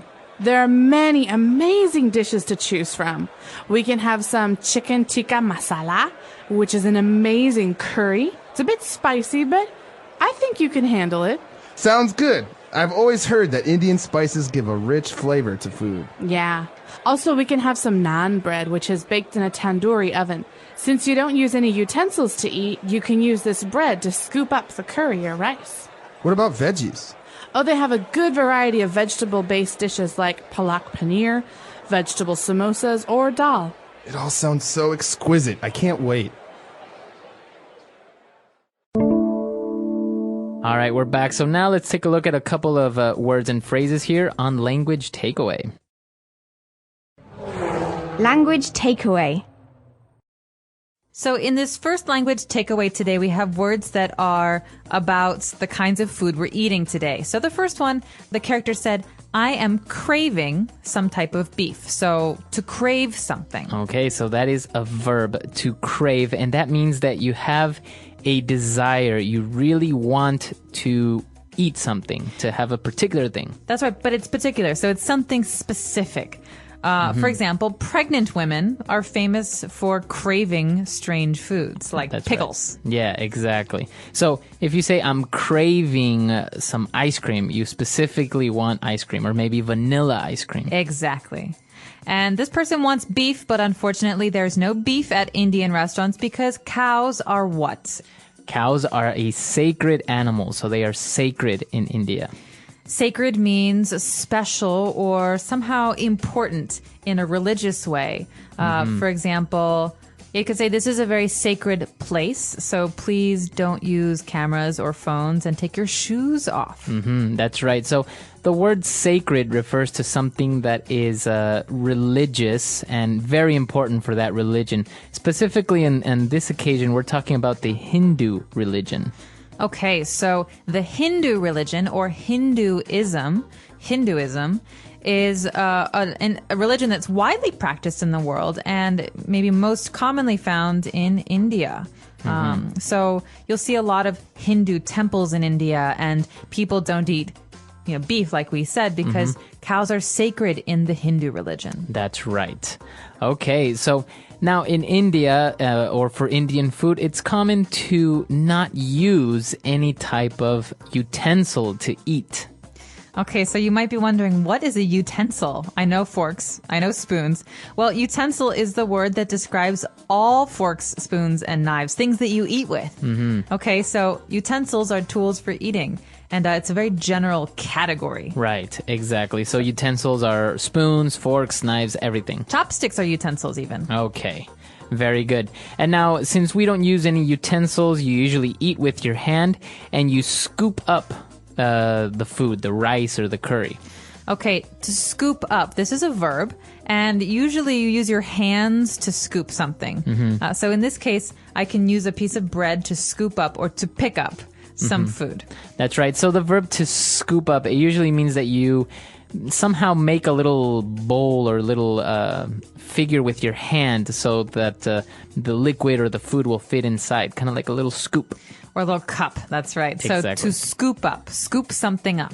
All right, so now let's go back, let's review this dialogue, and when we come back, we're going to take a look at the specific Indian dishes found in this dialogue.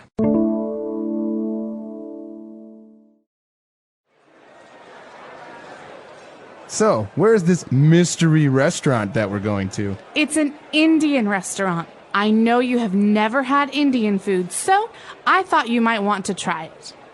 That sounds great! I am craving some type of beef dish. Well, Indian cuisine actually doesn't serve beef.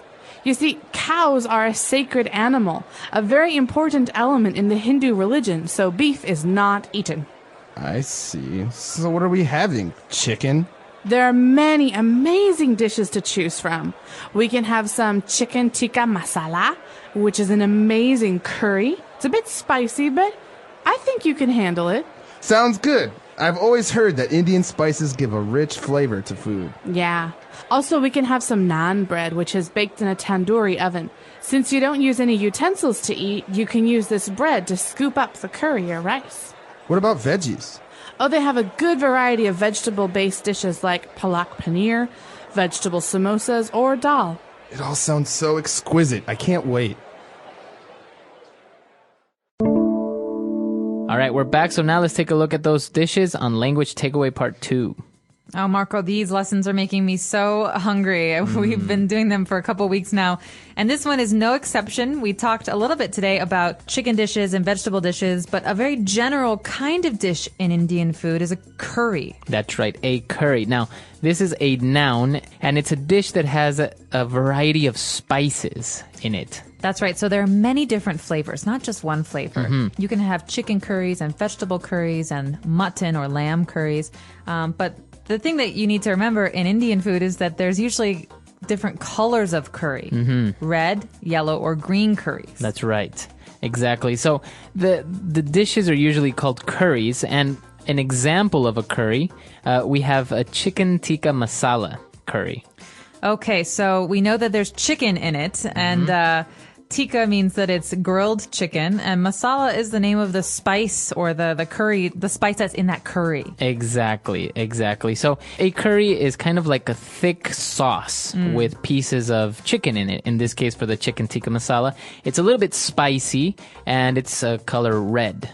All right, so we've got the chicken tikka masala, or masala, and usually you eat this with rice or bread. But in India, there are many different kinds of bread, but the special bread we heard today was called naan bread. Right, naan bread. And it's just basically a type of bread. Now, it's not like the bread that you usually have at home. It's a flat bread, so it kind of looks like a pancake almost. It does. It's not fluffy. It's flat. And the way they cook it is they use this special oven and they cook it inside the oven.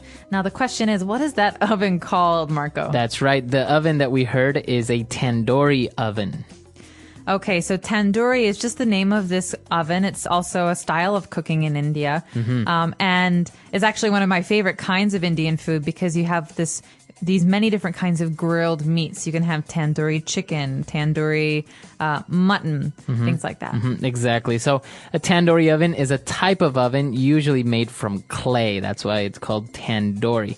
Now, towards the end, we also have some vegetarian options because as we heard in India, they don't eat beef. And many people are also vegetarians. They don't eat any type of meat at all. So the first vegetable-based dish that we heard is a palak paneer. That's interesting, actually, because paneer is curd or like a cheese type of cheese type of thing. So it's usually white and comes in rectangles. Yeah. And paneer, you can have many different flavors of it, but paneer generally is a kind of a cheese, like a cottage cheese. That's right. And palak is actually spinach. So it's a dish that it kind of looks like a thick sauce, green sauce, which is made out of spinach, and within it has little pieces of this type of cheese. So I love this dish. It's very, very delicious. We also have vegetable samosas. Now, a samosa, what's that? Now, this is a great dish. This is often used as an appetizer or as a snack. You see these on carts or on the street in India. Now, samosas are like pyramids or triangles, and inside they have vegetables. Okay? So you can have potatoes and peas or lentils. No, not lentils. You can have potatoes and peas, and they're a little bit crunchy on the outside and soft on the inside. And they're very tasty. I guess the equivalent would be it's something like an egg roll, more or less. Like a dumpling. Or like a dumpling, because it is deep fried. That's right. Deep fried. And we also have dal. So this is actually a type of lentil, as you mentioned. That's right. So dal is a lentil dish, and it can be flavored in different ways. But basically, lentils are these very, very, very, very small round things. They're very good for your health. And dal is a kind of a soupy lentil dish. That's right. So lentil is the category of this type of I don't know if it's not a grain. It's a legume. It's a legume, exactly. So it may sound a little bit weird, but we'll post some pictures of different types of lentils because it's like saying potatoes. There are many different types of potatoes, sweet potato and all this. And the same thing goes with lentils. So we'll post some pictures so you can see what it looks like. But now why don't we go back? Let's listen to the dialogue again. Let's review everything and we'll be right back.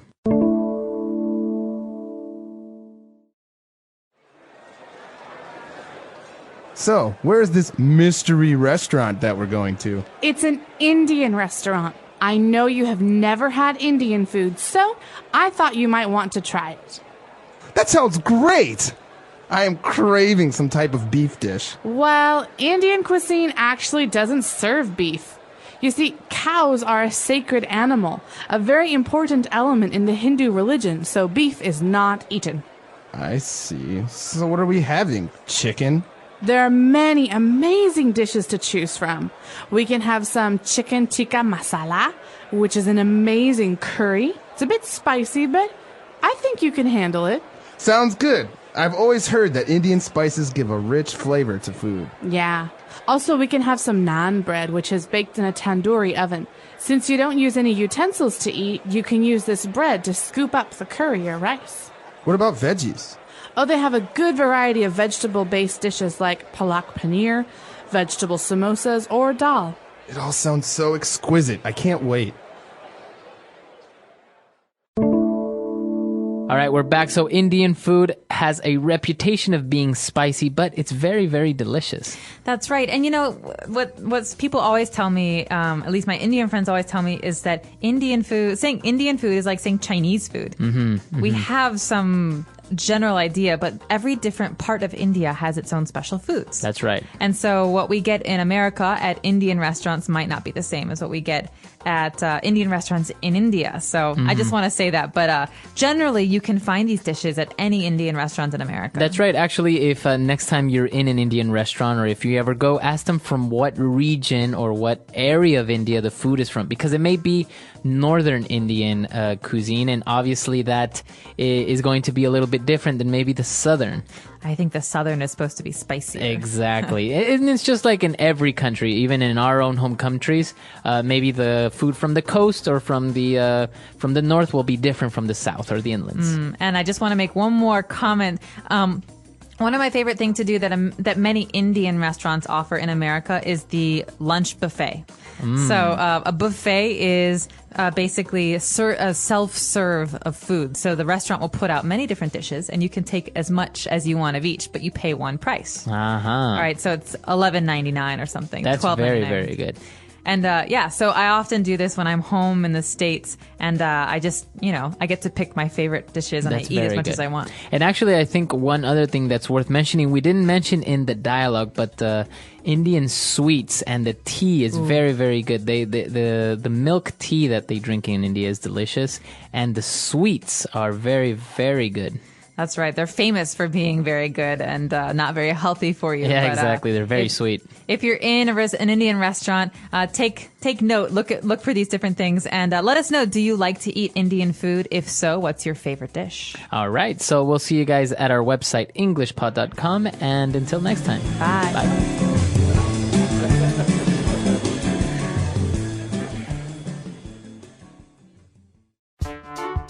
The English Pod Audio Review. Listen to the meaning, then say the vocabulary word. Something that is unknown or lacking in information. Mystery. A person who adheres to the religion of Hinduism.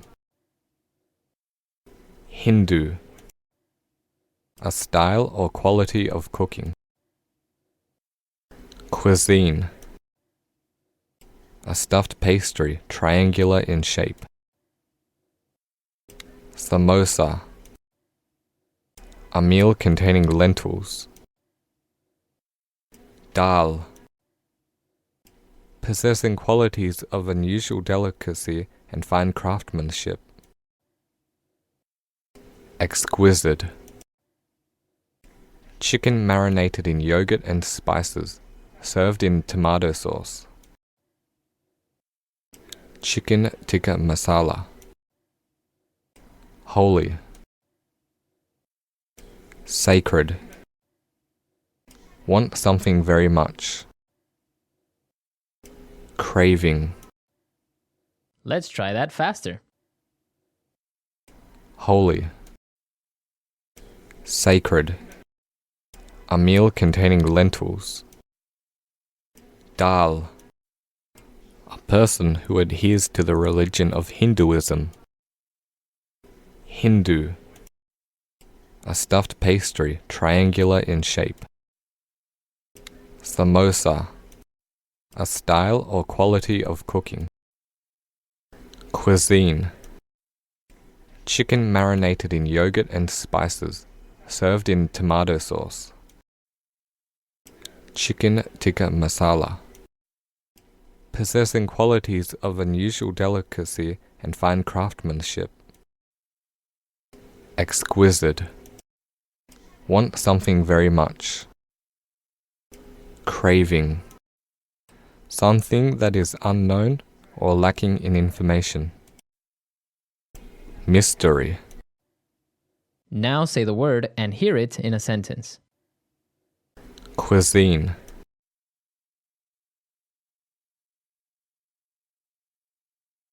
I'm a big fan of Italian cuisine. Always fills me up. Cuisine.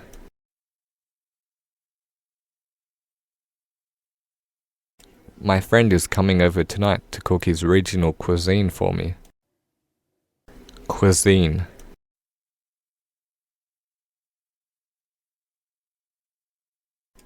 Indian cuisine is too spicy for my liking. I prefer Chinese. Craving.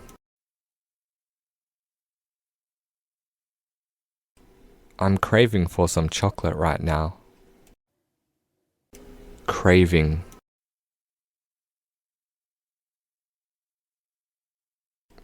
I've got such a craving for blueberry pancakes.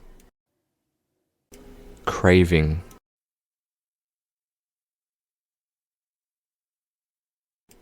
My friend is always craving for cigarettes. He should quit. Exquisite.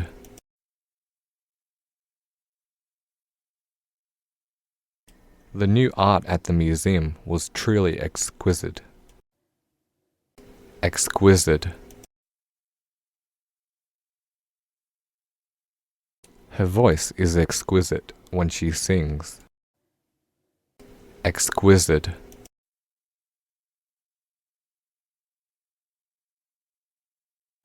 His performance was an exquisite example of how to cook. Sacred.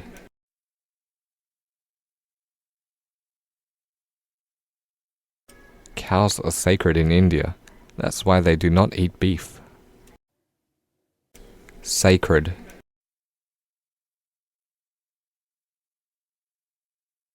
He always takes time off to visit the sacred temple.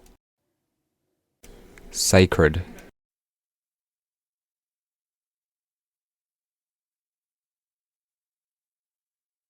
Many religions around the world have sacred books or items, such as the Bible.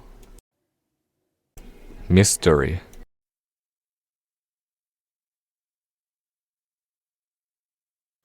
It was a mystery as to who stole the cookie from the cookie jar.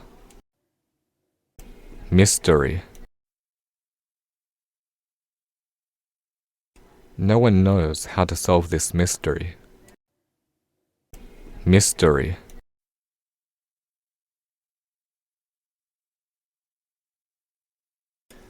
She didn't know where her boyfriend was taking her. It was a big mystery.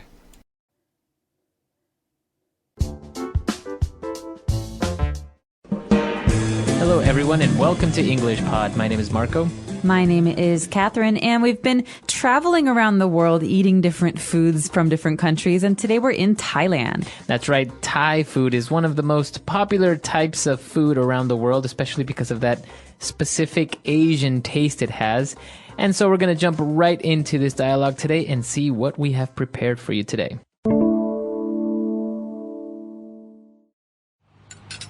What did you cook? Well, as you know, I was in Thailand last month and I took a cooking class. So I prepared some of my favorite dishes. Great idea, as long as I don't get food poisoning. So what is on the menu tonight? Okay, for starters, we have tom yum soup. It's a bit spicy, but really good. This is delicious. The ginger and lemongrass really give it a nice taste. Now, this next dish is one of the most famous. Foreigners call it papaya salad, but the proper name is tom sam.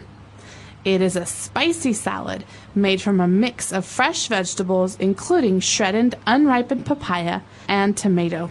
This is delicious. The combination of sour and spicy is really interesting. I could have this every day. Okay, now for the last and best dish, in my opinion. This is called pad thai. It's stir-fried noodles with eggs, fish sauce, tamarind juice, red chili pepper, plus bean sprouts, shrimp, and tofu, garnished with crushed peanuts and coriander. It's practically Thailand's national dish. Wow, this is great. I never knew Thai food was so creative and delicious. Want some more? I'm stuffed.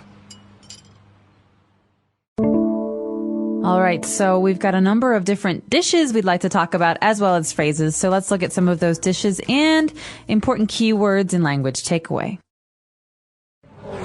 Language takeaway. All right, so the first word we have on language takeaway today is food poisoning. So we don't want to get food poisoning when having this any meal. Any meal. No, that's right. Food poisoning is a bad thing. Now, this is something that happens when you eat bad food or dirty food. Basically, you get very, very sick and you feel like you have to vomit. You have to throw up. That's right. So your stomach hurts. You feel like you have to throw up. You may be going to the bathroom very often. That means usually you have food poisoning. All right. And so people often associate food poisoning with food that you eat on the street, maybe dirtier food. But this is something you should be very careful of when you're traveling, not to Thailand alone, but maybe to any other country. You can get it in America. You can get it in Mexico. So just something to be careful of. That's right. So apart from that, we're going to jump into our first dish for today. We're having a soup called tom yum soup. Tom yum soup. Now, this is one of my favorite soups. It's quite spicy, isn't it, Marco? Very spicy, but very, very good as well. It has a kind of citric taste, like lemon. It does, and it's very yellow or orange colored, and it's a very, very common dish on Thai restaurant menus. And there's some key ingredients in this soup that I think are important to discuss. They're often found in Thai food and other kinds of Asian food. The first one is ginger. Ginger, that's right. This is a root. It kind of looks like a potato almost. It does. It's usually white, and it has little arms, you know. It kind of... It's not a round object. It's got pointy little arms. That's right. And ginger is, the characteristic taste of ginger is kind of strong and bitter. It is quite strong. You'll find it in Japanese food. Oftentimes you get pickled ginger to eat. It's like a pink food you get with sushi. Other times in like Chinese cooking, it's something that's chopped up with garlic and cooked in oil. So ginger is a very important one. That's right. So in this soup, we have ginger and we also have lemongrass. So this is very interesting because it's not very easily found around the world. That's right. This is very common in Southeast Asian cooking, and you might have a hard time finding it in places like America where it's not really a part of the cuisine. But lemongrass is very distinct. It has a very strong flavor. And it's actually quite long. It's green and long. It looks a bit like celery, but it's harder. That's right. That's right. And the taste that it gives it is a little bit citric, kind of like a lemon almost. That's right. But you're going to find this in soups like tom yum or other things. So lemongrass is another one. And then moving on to our next dish, which is one of the most, I think, the most popular dishes of all Thailand, is the famous pad Thai. Pad Thai. Now, this is absolutely my favorite Thai dish, and I know that's very cliche. It's something that everyone says, but it's true. You know, this is a great dish you can buy on the street. You can buy it in a restaurant.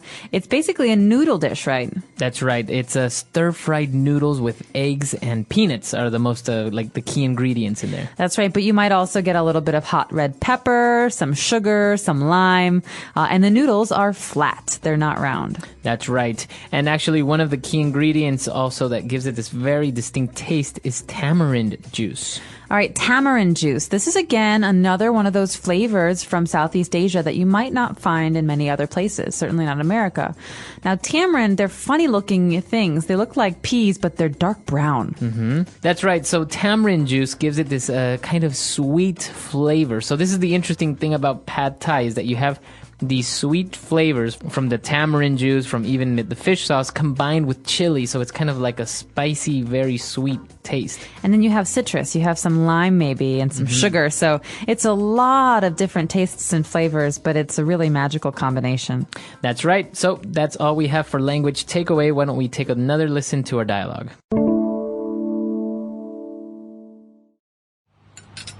What did you cook? Well, as you know, I was in Thailand last month and I took a cooking class. So I prepared some of my favorite dishes. Great idea, as long as I don't get food poisoning. So what is on the menu tonight? Okay, for starters, we have tom yum soup. It's a bit spicy, but really good. This is delicious. The ginger and lemongrass really give it a nice taste. Now, this next dish is one of the most famous. Foreigners call it papaya salad, but the proper name is tom sam.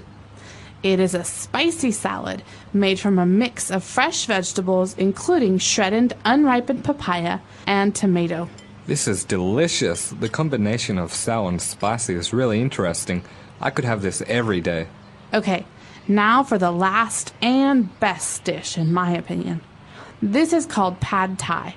It's stir-fried noodles with eggs, fish sauce, tamarind juice, red chili pepper, plus bean sprouts, shrimp, and tofu, garnished with crushed peanuts and coriander. It's practically Thailand's national dish. Wow, this is great. I never knew Thai food was so creative and delicious. Want some more? I'm stuffed. All right, we're back. So now let's take a look at 4 key phrases on Fluency Builder. Fluency Builder. So first up, we have the phrase on the menu. What's on the menu tonight? That's right. That person asks, well, so what's on the menu? And by saying this, we're saying, well, What are we having for dinner? What are we going to eat? That's right. So you might want to think, okay, menu, I'm going to look at the menu, but you could even say this at home where there is no menu. This is a spoken language way of saying, what are we eating tonight? Right, that's right. What's for dinner? What are we eating? What's on the menu? Even though, as you said, there's no menu. That's right. And after that, we have another phrase that's really important. We say, for starters, we're going to have this or that. So for starters. That's right. We said for starters, we are having a soup, a tom yum soup. So a starter dish is something that you have to begin the meal, a small dish maybe. That's right. Starter. So a starter is a noun, it's a thing, and it's something you eat at the beginning. Usually it's not very heavy. Not a steak would never be a starter, right? Right. All right, so here we have tom yum soup, which is our starter, and after that we have the national dish. Now this is a great phrase. Right, we had the pad thai, which is considered to be the national dish, and so usually every country has their national dish, something that's unique or that a country is famous for. Like, for example, China would be famous for Kung Pao chicken. Kung Pao chicken, yeah. In America, you might even say that apple pie is the most, important national dish. But do you guys have one in Ecuador? What's your national dish? I would say I have no idea which would be. It's very not very well known. Maybe ceviche is kind of shared between Peru and Ecuador. Like maybe in Argentina, you would say steak. Is a national dish. Yeah, absolutely. Or in Mexico, like tacos or enchiladas, stuff like that. Or in Italy, spaghetti bolognese. That's right. All right, so we have a number of different countries, and each country maybe has one or two national dishes. These are very special dishes that are important for that country. That's right. So we have our national dishes, and after we finish dinner, we ate so much that we say, I'm stuffed. I'm stuffed. Now, this is a common phrase that you will hear at the end of a meal when you've eaten and eaten and eaten, and it just means I'm full. I'm full. I can't eat anymore. Yeah, I'm stuffed. So stuffed means that I'm full of things. Now, it's a very informal way of saying I'm full, right? Because if somebody says, would you like some more soup? You say, no, thank you, I'm full. Right, but if you're with friends, you could say, oh, I just had so much pizza, I'm stuffed. That's right. So it's a little bit more informal, but a lot more native-like. That's right. All right, so let's take a listen to our dialogue one last time. What did you cook? Well, as you know, I was in Thailand last month and I took a cooking class. So I prepared some of my favorite dishes. Great idea, as long as I don't get food poisoning. So what is on the menu tonight? Okay, for starters, we have tom yum soup. It's a bit spicy, but really good. This is delicious. The ginger and lemongrass really give it a nice taste. Now, this next dish is one of the most famous. Foreigners call it papaya salad, but the proper name is tom sam. It is a spicy salad made from a mix of fresh vegetables, including shredded, unripened papaya and tomato. This is delicious. The combination of sour and spicy is really interesting. I could have this every day. Okay, now for the last and best dish, in my opinion. This is called pad thai. It's stir-fried noodles with eggs, fish sauce, tamarind juice, red chili pepper, plus bean sprouts, shrimp, and tofu, garnished with crushed peanuts and coriander. It's practically Thailand's national dish. Wow, this is great. I never knew Thai food was so creative and delicious. Want some more? I'm stuffed. All right, so speaking of Thai food, it's very famous around the world, but it's very spicy. It can be very spicy, and what always surprises me about Thai food is that the salads might be the spiciest things on the menu. Yeah. People like to eat many different salads. You have like a Chiang Mai chicken salad, or you have a papaya salad, but these are really, really spicy. Yeah, that's right. We saw in our dialogue that we're eating papaya salad, and it's very interesting because it has this fruit, like a papaya, and it has some other vegetables as well, but the salad is very, very spicy itself. That's right, and you would never think of a fruit salad as being something that's spicy in America. You'd think of it as being pretty tame, pretty boring. But that's the kind of what gives it a certain attraction to it, right? Absolutely. And I don't know if you're a big fan of Thai food. I certainly am. And I really like that about Thai food, that you can have these really spicy dishes, but there's just so much flavor. There's so many things happening. Lemongrass, sugar, lime, fish sauce. Yeah, it's very, very good. And speaking of national dishes, this is actually a very interesting question because, as we mentioned, a couple of countries have national dishes like Italy and different places. But what about in your country? Do you have a national dish, or what would you consider to be your national dish? That's right. So we'd love to hear from you guys. What's your national dish? Tell us all about it, what it tastes like. And even if there's some history, tell us about that too. Our website is englishpod.com. All right. We'll see you guys there. Bye. Bye.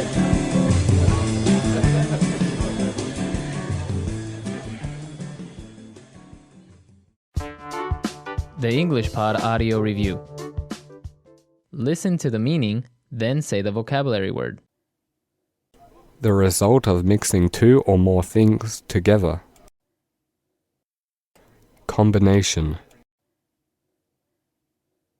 Filled with food, no longer hungry. Stuff. Having the ability to think of new ideas. Creative. A person not native to or naturalized in the country or jurisdiction under consideration. Foreigner. Tasty. Delicious. Food. Dish. Let's try that faster. The result of mixing two or more things together. Combination. Having the ability to think of new ideas. Creative. Filled with food, no longer hungry. Stuff. Tasty. Delicious. A person not native to or naturalized in the country or jurisdiction under consideration. Foreigner. Food. Dish.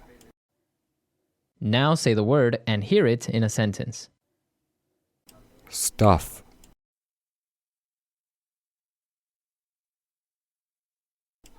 I ate so much last night. I'm so stuffed. Stuff.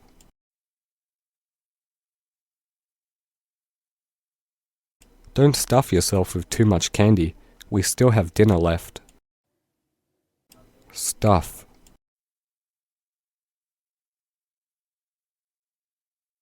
My friend stuffed himself with cake. Now he can't move. Creative.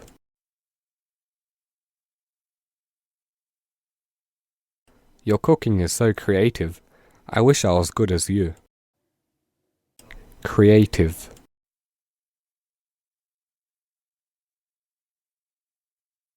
This movie is very creative. The director is very smart. Creative.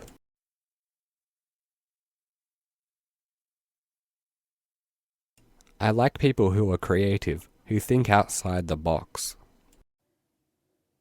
Combination.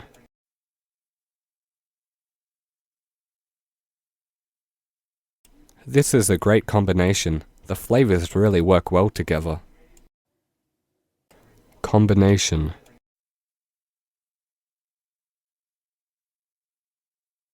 Yuck. I don't like the combination of salt and pepper. Combination.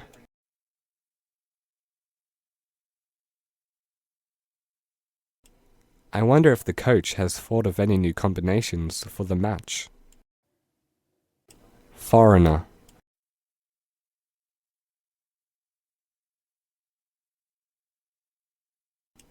I don't like foreigners. They are always disrespectful to local culture. Foreigner.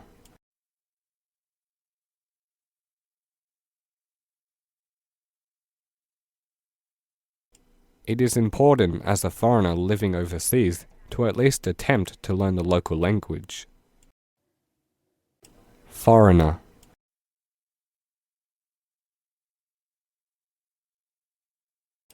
We should make foreigners feel welcome and safe in our home country. Delicious.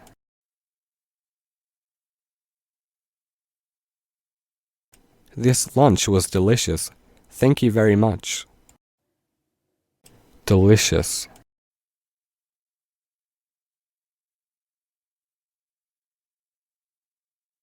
I love eating at this Italian restaurant. They always make delicious pasta. Delicious. My favorite food is mango. It's so delicious.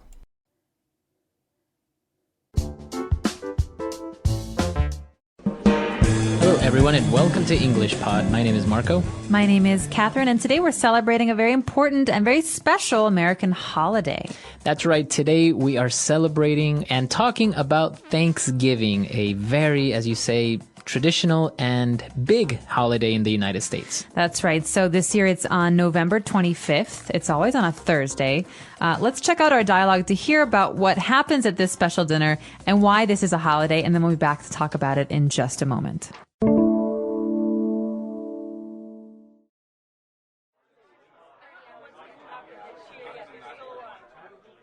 So, what are you doing for Thanksgiving? Not much, really. It's more of an American tradition. So back home, we don't really celebrate it. In fact, I'm not even sure of what exactly is being celebrated. Well, you know, it's a time to get together with all of your family and be thankful for everything. Yeah, but how did this holiday come to be? Well, the first settlers of Massachusetts arrived there because of religious persecution from England and King James. Once in the New World, they befriended a native named Squanto who taught them how to harvest food from the area, such as corn. And then what happened? Well, they had enough harvest for the next winter, and in celebration, they decided to have a big feast with the natives, giving thanks to the land and everyone for their food, health, and new lives. Interesting. I am amazed how big and delicious Thanksgiving dinners are. Come to my house for Thanksgiving. We're having turkey, pumpkin pie, mashed potatoes with gravy, and lots of stuffing. Count me in! All right, we're back. So a very interesting holiday. We learned a little bit about why it's celebrated, how it came to be. So let's take a look at some of those words now on Language Takeaway. Language takeaway. The first word we have for you guys today on Language Takeaway is settler. Now, a settler is a person. What kind of a person is a settler? Basically, it's a person that goes to a place to settle down there or to settle there, and that basically means to live there, to stay there permanently. All right, but the idea with a settler is that he or she will start to build something, build a house, build a city, build a town. That's right. So settlers go to places where there aren't very many people. That's right. Kind of hard to be a settler now. But yeah, back then, obviously, there were so many places that were undiscovered or didn't have people, and they would settle there. And the place where they went in the United States is called Massachusetts. Massachusetts. Now, this is a very long, very hard to pronounce word, and I believe it comes from a local Indian language, but Massachusetts, if you break it down, Massachusetts is a state. And you might have heard of the biggest city in Massachusetts, which is Boston. So Boston, Massachusetts. But this is where the settlers first came when they came to America. That's right. So I think if you go to Boston, it has kind of this atmosphere of of the settlers and how this old little touch to it of how it used to be, right? There is an old feel to Boston because unlike most places in America, Boston has been a city for over 400 years, almost 500 years. So it's much different from places like California or Texas. That's right. Okay. So the settlers arrived to Massachusetts and they went there because of religious persecution from England and King James. Okay, so the key here is persecution. This is something that you do to someone else, or this is something a government does to someone else. Basically, to persecute someone is to limit them, or to attack them, or to prevent them from doing things that they want to do. That's right. So basically, that is the reason why they left England, because the king was persecuting them. They didn't let them have their own religion. Right, they had this religion and the king did not approve of the religion, and they felt like people were critical of them or attacking them or preventing them from practicing this religion. And so their religious persecution in England pushed them to this place, the New World. So that's our next word, right? That's right, the New World. And this is what they used to call the continent of United States or North America. They used to call it the New World. All right, so New World, Old World. So if we think of Europe as being the Old World, America, like you're saying, Latin America, North America, these are part of the New World. So it's almost like they had never been discovered before. Right. So, yeah, basically everyone was concentrated in Europe at that time. And then when they went to the West, they went to the New World. And obviously when they arrived, it wasn't empty. They had people there. And we say that they are the natives of that land. Okay, so a native of some place is someone who comes from there originally. All right, so if I came to America in 1500, there were Native American Indians who were living there. And so they're the natives of this place. Natives. Now, can you use that nowadays? Can you say, I am a native of Italy? I'm a native of Italy. I'm a native of Chicago. Yes, you can. Okay. It's a little bit, it's a little bit less common than saying I'm from Chicago or I'm from Italy, but it's also correct. Okay. But in this case, we're talking about the natives as the people who were already there. Yes, Native that's right. American like Indians. Squanto. Like Squanto. That's the name of that Native American Indian who was there. And this native named Squanto taught them how to harvest food from the area such as corn. So this is the interesting part of the story. It is. Basically, these two groups worked together. You have Native American Indians and settlers, and they worked together to make a meal and to survive, basically. And to harvest food, the key here is that it's a verb. It's something you do to crops, or like corn, or potatoes, and you take them out from the field and you bring them home. Right. Okay. So in this case, the corn is growing out of the land, and if you go out and cut it down and take it, you are harvesting corn. You are picking collecting it. Exactly. And so they harvested the food and they have a very big meal. So we do want to talk about the special meal here that features all of this harvested food. Let's take a look at some of those words in Language Takeaway Part 2. All right. So talking about the foods. Now, obviously, the tradition is that you have this big meal together, and the one thing that is, I think, a given is that you have a big turkey. That's right. So a turkey is a bird. They make very funny sounds, don't they? Right. Like gobble, gobble, gobble, gobble. But they're very big. They run around, and they have this red part under their neck and beaks and everything. So it's a very commonly eaten food for Thanksgiving, but people can eat it anytime. Yeah, this is a weird thing. I usually don't see turkey too much if not during Thanksgiving. Like, I don't see somebody or at a restaurant offering turkey. No, it's you very don't. Rare. But you do see it in delis, like a roast turkey sandwich. Yes, because this turkey is very healthy. Okay, so we have turkey. We also have pumpkin pie. So pumpkin pie. Pumpkin pie, this is a classic. You've heard of apple pie, all right? But pumpkin pie is a baked dessert that is filled with some pumpkin filling. So, as you know, pumpkin is a big... It's a gourd. It's a gourd. Yeah, I think it's kind of vegetable. Kind of like a vegetable. It's big and orange. And basically, this is... It's kind of sweet, right? The insides. It is. It's a little bit sweet. It's big, orange, and round, like you say. People often start to harvest them around October, I'd say. Some people like to eat the seeds, but you can also scoop out with your spoon. You can take out some of the meat, some of the filling, and that's what we use to create this pumpkin pie. Very good. So pumpkin pie, delicious food. Now we also have a typical mashed potatoes with gravy. All right. I love mashed potatoes. Mashed means to squish or to break down or to push down. And so mashed potatoes, you have a normal potato and you mix up all the potatoes together. So it's kind of like soft and creamy. It almost becomes like a paste or almost like, let's say, like ice cream, but not cold. Not cold and not sweet. But yeah, that's the consistency. That's what it feels like. And so when we eat potatoes like this, in America, we often like to eat it with a sauce. And the sauce that we eat with mashed potatoes is called gravy. Gravy. And now gravy is usually made out of what?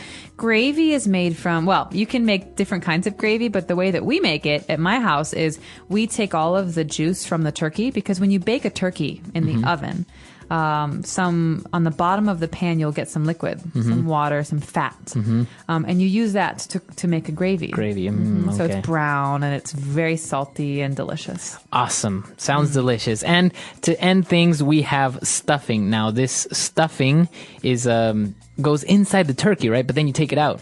That's right. So stuffing, we talk about stuffing in general as being something that you put inside something else. So if I have a stuffed animal, he has some cotton inside or whatever. But if you have a turkey, you take out all of the organs, the heart, the liver. You take those parts out because we don't eat those. And you put some bread, onions, and vegetables inside the turkey to cook. And then you take it out and you eat it. So it tastes a bit like turkey and meat, but it's very delicious. But you eat it apart. It kind of like, let's say, rice. It's like a side dish. Like a side dish. All right. It sounds delicious. And obviously, it's a very big meal. And but very, very common, a traditional holiday in the United States. It's very fun to celebrate as well. You get together with family and you have this nice meal together. That's right. It's a wonderful holiday, and we'll be talking a bit about it in a second. But let's just take one more listen to today's dialogue.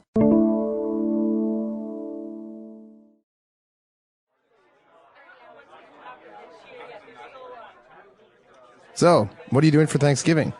Not much, really. It's more of an American tradition. So back home, we don't really celebrate it. In fact, I'm not even sure of what exactly is being celebrated. Well, you know, it's a time to get together with all of your family and be thankful for everything. Yeah, but how did this holiday come to be? Well, the first settlers of Massachusetts arrived there because of religious persecution from England and King James. Once in the New World, they befriended a native named Squanto who taught them how to harvest food from the area, such as corn. And then what happened? Well, they had enough harvest for the next winter, and in celebration, they decided to have a big feast with the natives, giving thanks to the land and everyone for their food, health, and new lives. Interesting. I am amazed how big and delicious Thanksgiving dinners are. Come to my house for Thanksgiving. We're having turkey, pumpkin pie, mashed potatoes with gravy, and lots of stuffing. Count me in! All right, so Thanksgiving is a national holiday. Now, is it? You said it's on a Thursday. It's always on Thursday. So you get that Thursday off from school, from work, and everything. You get Thursday and Friday. So you get 2 days. Yeah, it's a 4-day weekend. Oh, nice. And it's a wonderful holiday because it's something that everybody in America can celebrate. Because, you know, for Christmas, for example, some people don't celebrate Christmas. Or you don't really get holiday time off during the summer for everyone, maybe just the school children. And so this is actually a nice holiday because everybody is home. Right. So it doesn't have a religious connotation because you're talking about, you know, the settlers and how they arrived there and they survived a harsh winter. And so, as you say, it's kind of like a neutral holiday where it's a good excuse to get together, have a big meal, and just spend quality time with the family. That's right. You cook all day. You eat. You watch some football on TV, you spend some time with your family, and you fall asleep very, very full. So this is another very interesting thing, is that usually on TV, because everyone is home, everyone is having dinner or spending time with each other, they will have a football game on TV for Thanksgiving. That's right. So everyone's sitting around eating dinner, and then there's a football game on the TV. Yeah. Wow. So that's kind of bad for the football players that have to be playing on Thanksgiving Day. Yeah, but they get all hungry, you know, out there on the field, and then they get to go home and eat a big and turkey. have a big meal. It's very, very interesting. We'll put some pictures of the food that is commonly served on this holiday, and it would be interesting to know if I know a lot of our listeners are not originally from the United States. So if you are there, tell us if you've celebrated it, or how have you seen it, or will you celebrate it, or any story that you can share with us. That's right. We are very excited to hear this from you, and we wish you all a very happy Thanksgiving. Visit our site, englishpod.com, to tell us more. All right. We'll see you guys there. Bye. Bye.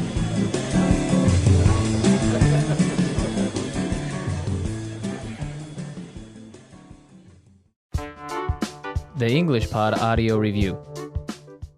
Listen to the meaning, then say the vocabulary word. A holiday. Thanksgiving.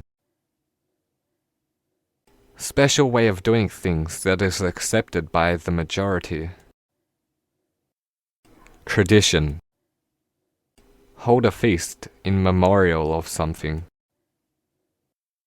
Celebrate. Exhibiting religion, faithful, devout. Religious. To exterminate, drive away, or subjugate a people because of their religion, race, or beliefs. Persecution. To make friends or become friendly with. Befriend. Of indigenous origin. Native. The gathering of crops. Harvest. Sauce for meat, potatoes. Gravy. A large American bird similar to the chicken. Turkey. Let's try that faster. Hold a feast in memorial of something. Celebrate. To exterminate, drive away, or subjugate a people because of their religion, race, or beliefs. Persecution. Exhibiting religion, faithful, devout. Religious. Sauce for meat, potatoes. Gravy. A holiday. Thanksgiving. Special way of doing things that is accepted by the majority. Tradition. To make friends or become friendly with. Befriend. A large American bird similar to the chicken. Turkey. Of indigenous origin. Native. The gathering of crops. Harvest. Now say the word and hear it in a sentence. Tradition.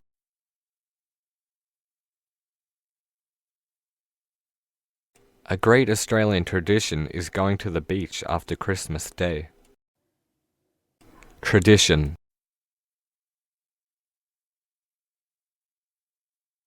It is a great tradition of our country that needs to be continued.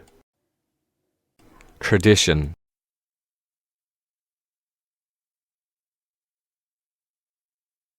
Some people say that the Japanese tradition of hunting whales should be stopped. Celebrate.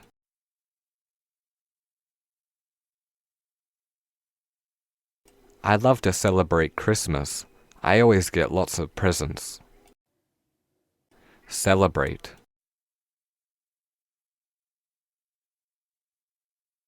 Every year I celebrate my birthday with beer and nachos.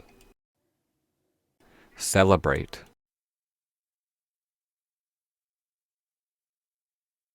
We should celebrate our anniversary this year by buying a monkey. Religious.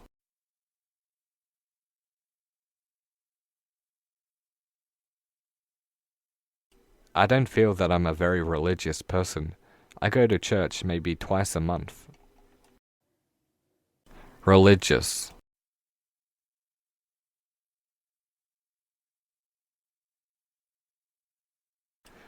Saudi Arabia is a very religious country. Be sure to see the many places of worship. Religious.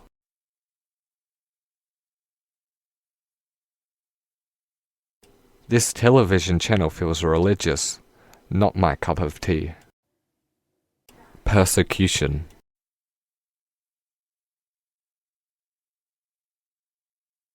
The persecution of native Indians in Mexico needs to stop. Persecution.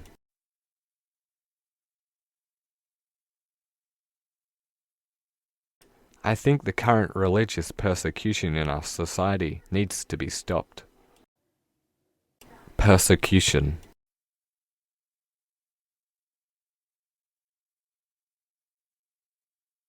Persecution of humans because of race or beliefs should never happen in today's world. Befriend.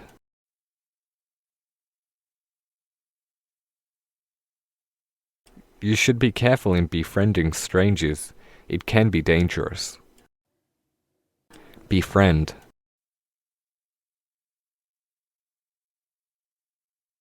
Now that I've befriended this kangaroo, he won't leave me alone. Befriend.